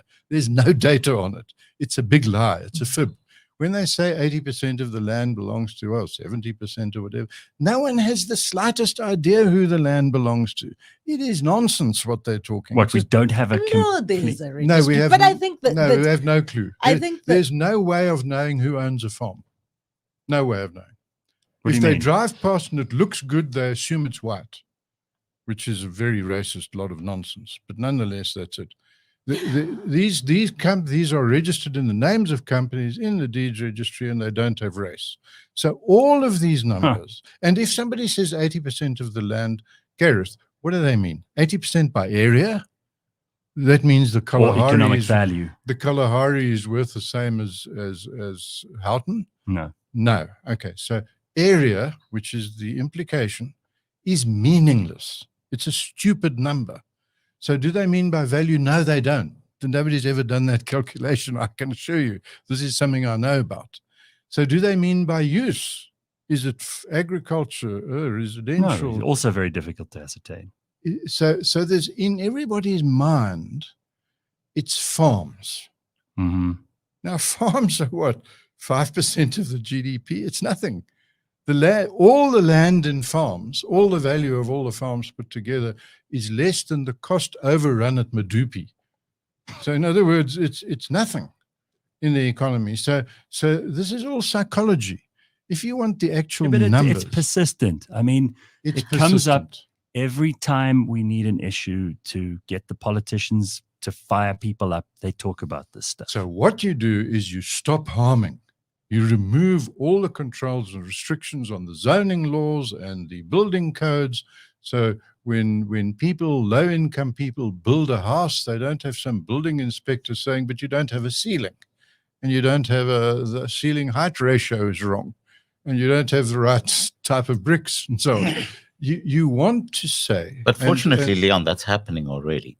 No, it's not. Yeah. Not lawfully. No, not lawfully. But people just disregard the law. Yeah. I work with the one of the biggest and poorest informal settlements, and so it's called informal. the informal sector is neither informal nor is it a sector. So it's a ridiculous term. But nonetheless, in Ekurhuleni called Marathon and Delport, one of the biggest and poorest in the countries. And I would love to take you there and meet the people and see what wonderful people live there. They're dignified. I don't know how they come out of a single tin shack with 8 people living in it. Their clothes are clean, they're ironed. It's a miracle to me. And even as I say this now, I get goose flesh. I'm inspired by these people. Mm-hmm. Now you go there, if somebody replaces their tin shack with a brick structure, the city council comes and bulldozes it down. They're never going to move them away.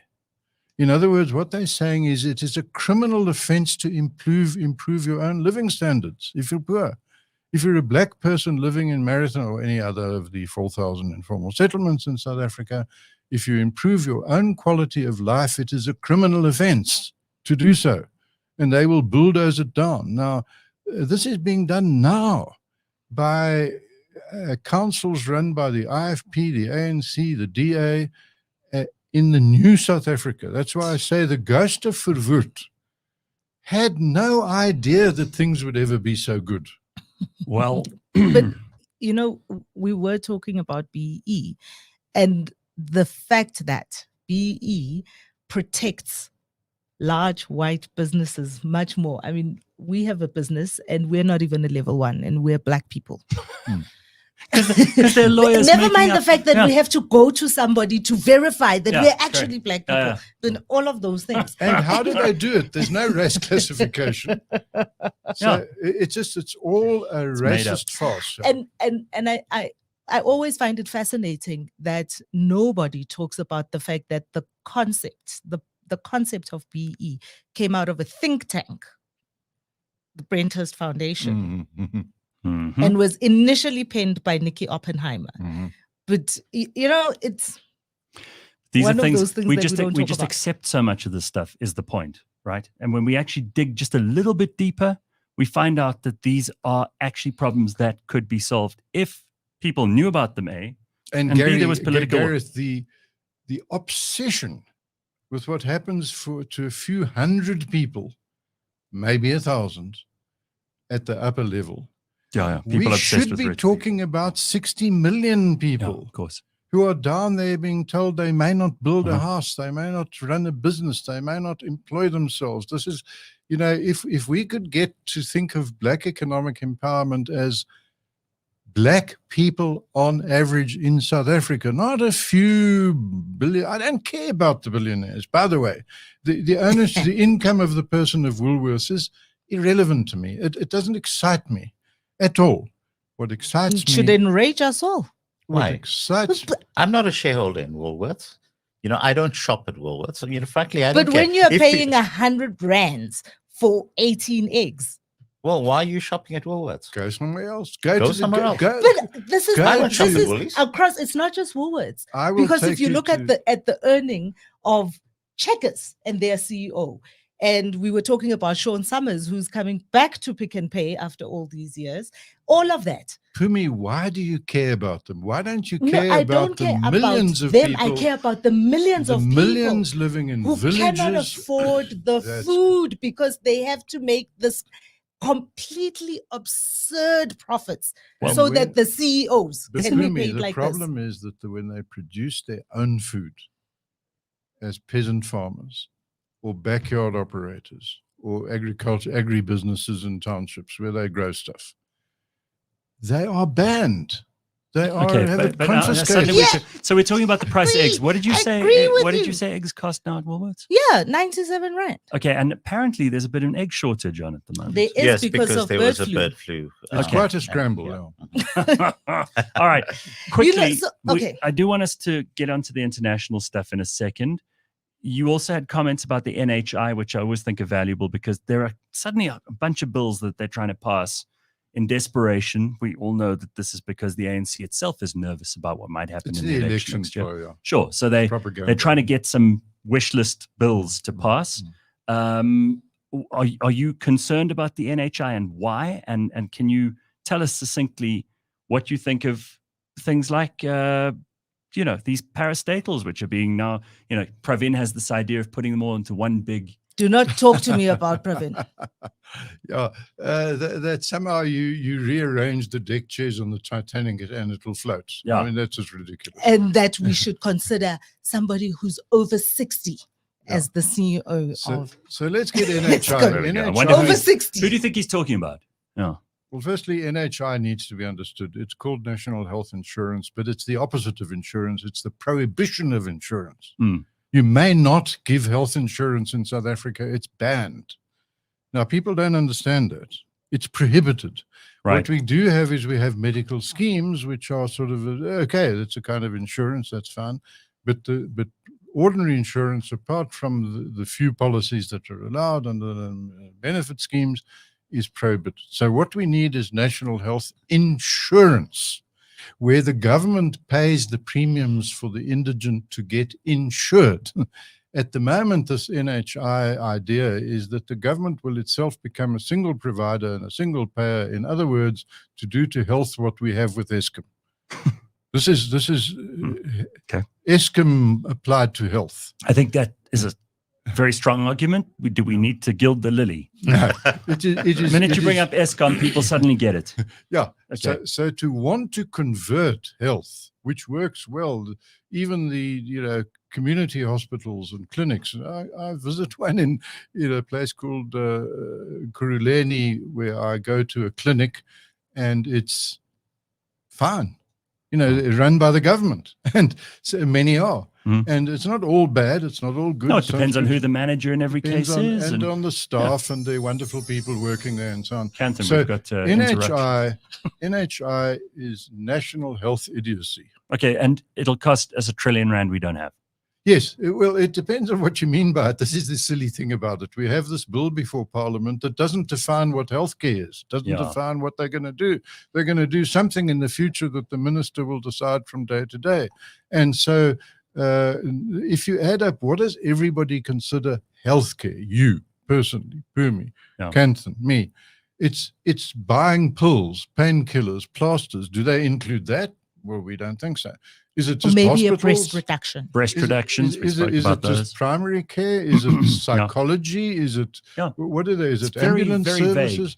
Very vague. Okay, so we have this bill, and if you add up everything that everyone defines for themselves as healthcare, it comes to something like R1 trillion. That is to say, nearly half of the annual budget would have to go to healthcare if you have real healthcare. Now, this is the other thing, is we already have universal healthcare as defined. In other words, everybody can right now go to a government hospital and get treatment. What is it that they want to do? And the answer is they want to mess up something that currently works and make it even worse and destroy the private healthcare. And if you think about the stories coming out, you keep talking about Ekurhuleni, out of Ekurhuleni, and what we have since learned because of the death of Babisa Deokaran is actually just an exercise in creating an opportunity to loot. Correct. That's what we're talking about. Spot on. Yes, I'm afraid that I'm not. I love these conspiracy theories. I don't necessarily go with myself that somebody is sitting somewhere saying, let's create a way to loot. I don't think that's how these things work, but self-interests work. Yeah, sure. And what people see is that in the future, they will be in a very good position if you can get this NHI, which you can't. It is impossible and it will never happen. Carl says, Kanthan, please, man, you don't shop at Woolies. Give me a break. I don't shop at Woolies. You don't? I don't. You wouldn't lie about it. What bits were, What are you talking about? Are you looking for points with? Well, what on earth am I going to shop at Woolies for? Look up. I'll tell you guys where I do most of my my shopping. Okay, there's a place called Carrera's that's out in Randburg. Okay, where I'll get a pocket of potatoes for 90 rand, 10 kilos of potatoes for 90 rand. Okay? And you're a foodie. I'm a foodie. Yeah. Okay? That's the wonderful thing about a competitive market. Absolutely. Is somewhere else I knew we would have selling this. it cheap. All right. Yeah. Okay. Yeah. So that's your thing. Yeah. And you're not prepared to look. I know things. exactly where to go to get various things. For example, I'm very fond of making spaghetti carbonara, which requires guanciale, which is the cheek of the pork. Okay, now I could go across to this place on Glenhove, Tortorini Doro, which is a fabulous deli, and they sell guanciale out there at 600 Rand a kilo. Or I could schlep out to the Adriatic Shipping Company, which supplies nearly all of the Italian restaurants in Johannesburg, and pick it up there for 200 Rand a kilo, which I do. You know, I mean, no, guys, the one is cheek of a mentioned pork. is a very fancy Italian restaurant. yeah, but the point is, okay, this absurd dependence on Woolworths, okay, to sell you plastic bags, because that's what they do, okay, is because everything that they sell you except the bag is packaged in plastic. No, really, guys, okay. Boycott Woolworths, shut the guys down, and the world would be a better place. Woolworths is the triumph of white South African incompetence, I must tell you, because what they've done is they've taken shareholders' money from here, they've put it in Australia, and they burnt through that cash. I've never heard so much racism as on this show today. Outrageous. Okay. You want to say something, Booms, before we move? So I want to go international because Kanthan's got a bug up his ass about some of these things. We got to talk about. No, I don't have bug. No, you do.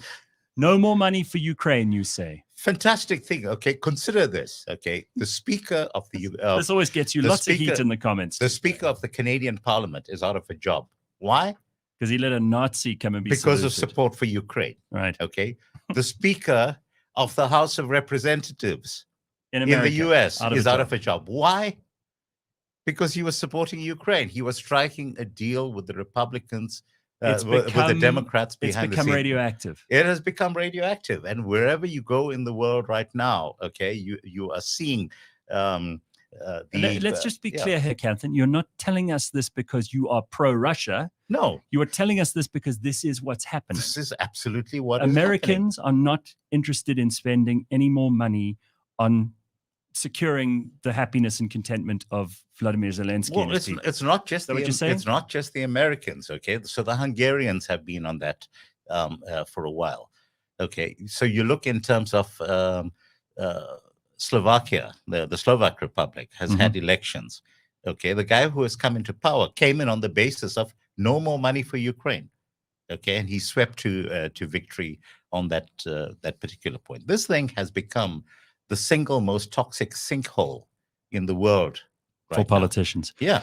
Okay. You mentioned the Speaker McCarthy being ousted. Does this mean it's the first time in the history of the US that a speaker has been removed? But who? But I think he's been removed not primarily because of Ukraine, but because of opposing the government shutdown. No, not at all. There was a bill. There's a big bill. No. What happened was that the Republicans had agreed they would continue funding the US government only if all reference to Ukraine was removed from the bill. And McCarthy went behind the scenes with the Democrats and he said, don't worry, we'll pass through this bill now, but then we're going to submit a second bill around Ukraine that we're going to get through the back door. And his colleagues in the Republican Party got to hear about this and they said, not a chance. Dude, what the fuck? We had agreed this was not going to happen. So they ousted him it's the first time in the history of the United States that a sitting speaker has been removed from office. This is not boring to you, Leon. Amazing. No, I look for it's an area I stick to what I know. Okay. And I'm not an expert on Ukraine and Russia. Here's a subject that I am certainly not an expert on. In fact, I avoid even having an opinion on this subject because it is extremely controversial, worse than anything else we touched on today. And that's saying something. Phumi, Kanthan wants to ask you a question about black women wearing Indian hair. This is a big thing for him. I mean, why is that a thing? I am not a spokesperson for black women. No, but he said, Phumi, he wants to ask you. So I'm not a spokesperson for black women. No, Phumi, but I'm asking you precisely because I'm not a black woman. And so I want to know, what is this thing that black women have with Indian hair? Well, once again, I am not a spokesperson for black women. Do we have any ideas from your side? No, I don't. And, hence my asking the question. It's an honest question. Well, do you not know any black women? Lots. So have you asked them? Yes. He's asking one now. I'm wearing synthetic hair. Have you seen me with Indian women?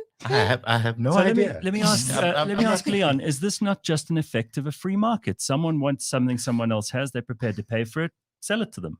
Exactly. And I'm in favor of people being eccentric doing different things. The way all of us are eccentric.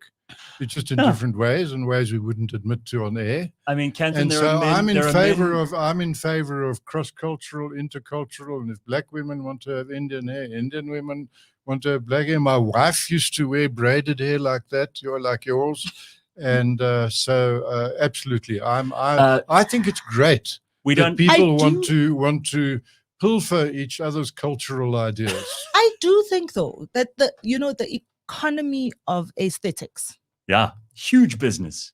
Black women or any other kind of person, right? The economy around that is one that is worth billions and billions of dollars. And because of that, there are many images that are sold as aspirational.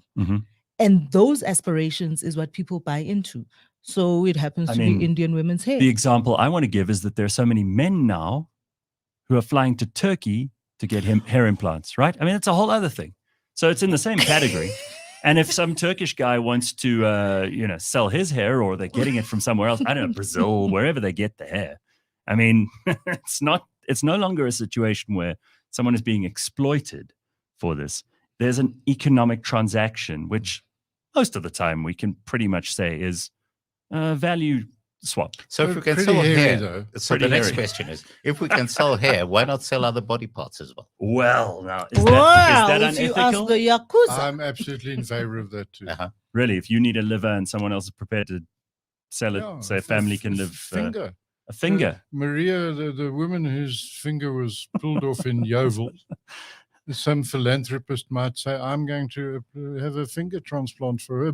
Buy a finger from some old person who's got fatal cancer, young person who's fatally ill. Yeah. And perhaps this is where 3D printing saves the day. Again. 3D printing and AI, this is all wonderful stuff for the future where we'll print body parts. Yeah. But I'm all in favor of people being able to trade, and people do. They trade hair, they trade. And they're going to anyway, regardless of your laws, right? Yeah. I mean, you could probably buy some of this stuff already in the CBD. Just have to know where to look. Yeah, I can see no reason why this is considered a problem. Well, if only we could I don't print know. brains at the same time as printing those body parts. I don't know though, Leon. Even I, as a free market capitalist, do think that there is abuse by some very bad actors. You hear these terrible stories about human trafficking, and some woman wakes up in a bath without a kidney. To me, that's not free market capitalism. And you believe it or not, I was fed a date rape drug. You were? Yes. Who was trying to date rape you, Leon? In Los Angeles at a conference. Los Angeles. I was given a date rape drug, and it was a mistake. It was meant for the lady next to me. But what happened is the guy laced her drink. He went off to make a call. She said to me, you don't have a drink, have mine. She ordered another one. I drank it. Wow. And it was quite an experience. So the point is, you're absolutely right. This is why the law is clear. And this, if I may say, is jurisprudence, not philosophy. This is not about principles. This is about how the law must find out there was informed consent, genuine consent.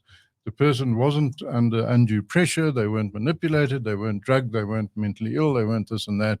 And if, for example, you, Gareth Cliff, are willing to sell one of your body parts, you pass all the psychological tests, you're clearly willing to do it, you know what the implications are. There's no duress. No duress. I'm sure you would be in favor of that being lawful. I got an extra kidney. I mean, if it was worth it. I'm not the kind of person, though, to be on any kind of registry. Although it is a very, very, very slippery slope, because what does duress mean? If you are extremely poor and need to buy food for your children, is that not duress to sell your kidney? I think with the right amount of psychological intervention and clearance and counseling, that I'm in favor of the poor, and I think the people who should be able to do more things than they're currently allowed is precisely the poor.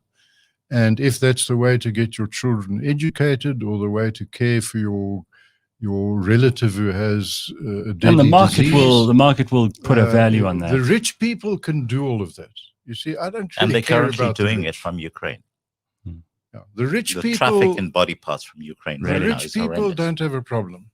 No. We need to care about the poor and the right of the poor to improve their quality of life. That is banned to this day, and it is despicable. Someone in the comments here says, Bongingema says, it's not the Bongingema, but very good question, Kanthan. I've asked my wife, and she also told me I won't understand. About the hair. Either. Well, hair thank thing, you. yeah. Thank you. I'm not the only person, who just doesn't get this thing. Derek says women are donating eggs. It's already happening. Mhm. Get that? Guys are donating sperm. Well, donating Seems an inexhaustible supply of sperm. No, but Gareth, remember, donating is different to donating selling. is different to selling. Because remember, I you donated sell. my The hair sperm to is the sold. Cancer Society. Sperm is sold. Mm. There's a market in sperm. You pay, you buy the sperm. Especially if you got good quality stuff. It used to be something like, it's about 2,000 Rand per donation Hairband. without assistance. That's if you do it yourself. And so there is a trade, and you go and you choose. There is a register. I want an accountant. I want a lawyer. I want a broadcaster. I want someone of this race, a socioeconomic group. Yeah. And they match them. Now, I happen to know a fair amount about the sperm industry, and it doesn't matter why, but it is traded. And it is very interesting how it works, how the matches are made. They seek people with similar eye color, similar hair color, similar height. A little bit of and they make the man designer baby feel. thing. They make the man feel as if it is, because they match the sperm They make them with No, the won't know. husband You or won't a know. partner. Yeah. So Congo Chris says my hair is never know. Gareth's hair is 3D printed. That's why it never changes. You got me. That's why you got me. And please, can we ask the question, just as a final thought on this, when should be the end date for BEE? Phumi saying it protects whites. Surely we must end it tomorrow. That's Saint. Do you want to have the last go at that? When to end BEE? I would end racism immediately. It should have ended in 94. Then what you do is you say, how do we overcome the legacy of apartheid? That's a different thing entirely. And that is with training, that's with even things like affirmative action, which is not BE, not the same thing at all. You get people into positions, you train them, you develop them, and it should be on merit, it shouldn't be on skin color, and it should be to overcome the legacy of apartheid. In other words, get people who are victims of apartheid out of that victimhood. You don't do that by creating a few trillionaires. Okay, very succinct answer. Anything to add? I say get rid of BE and replace poverty as the marker. So if you're going to empower people, use poverty. So the overwhelming majority of poor people in this country happen to be black.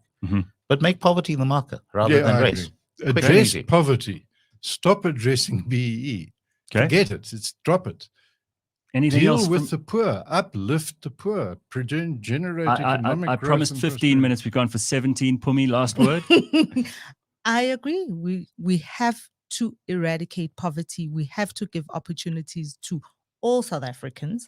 And really, our biggest problem in this country is unemployment. And we have to find ways to solve that. Open up the labor market to stop telling people what they have to pay as a minimum. Let people earn whatever they can, wherever they can. It's what we all want to do anyway. They call us hustlers if we don't. I mean, if we do, and losers if we don't.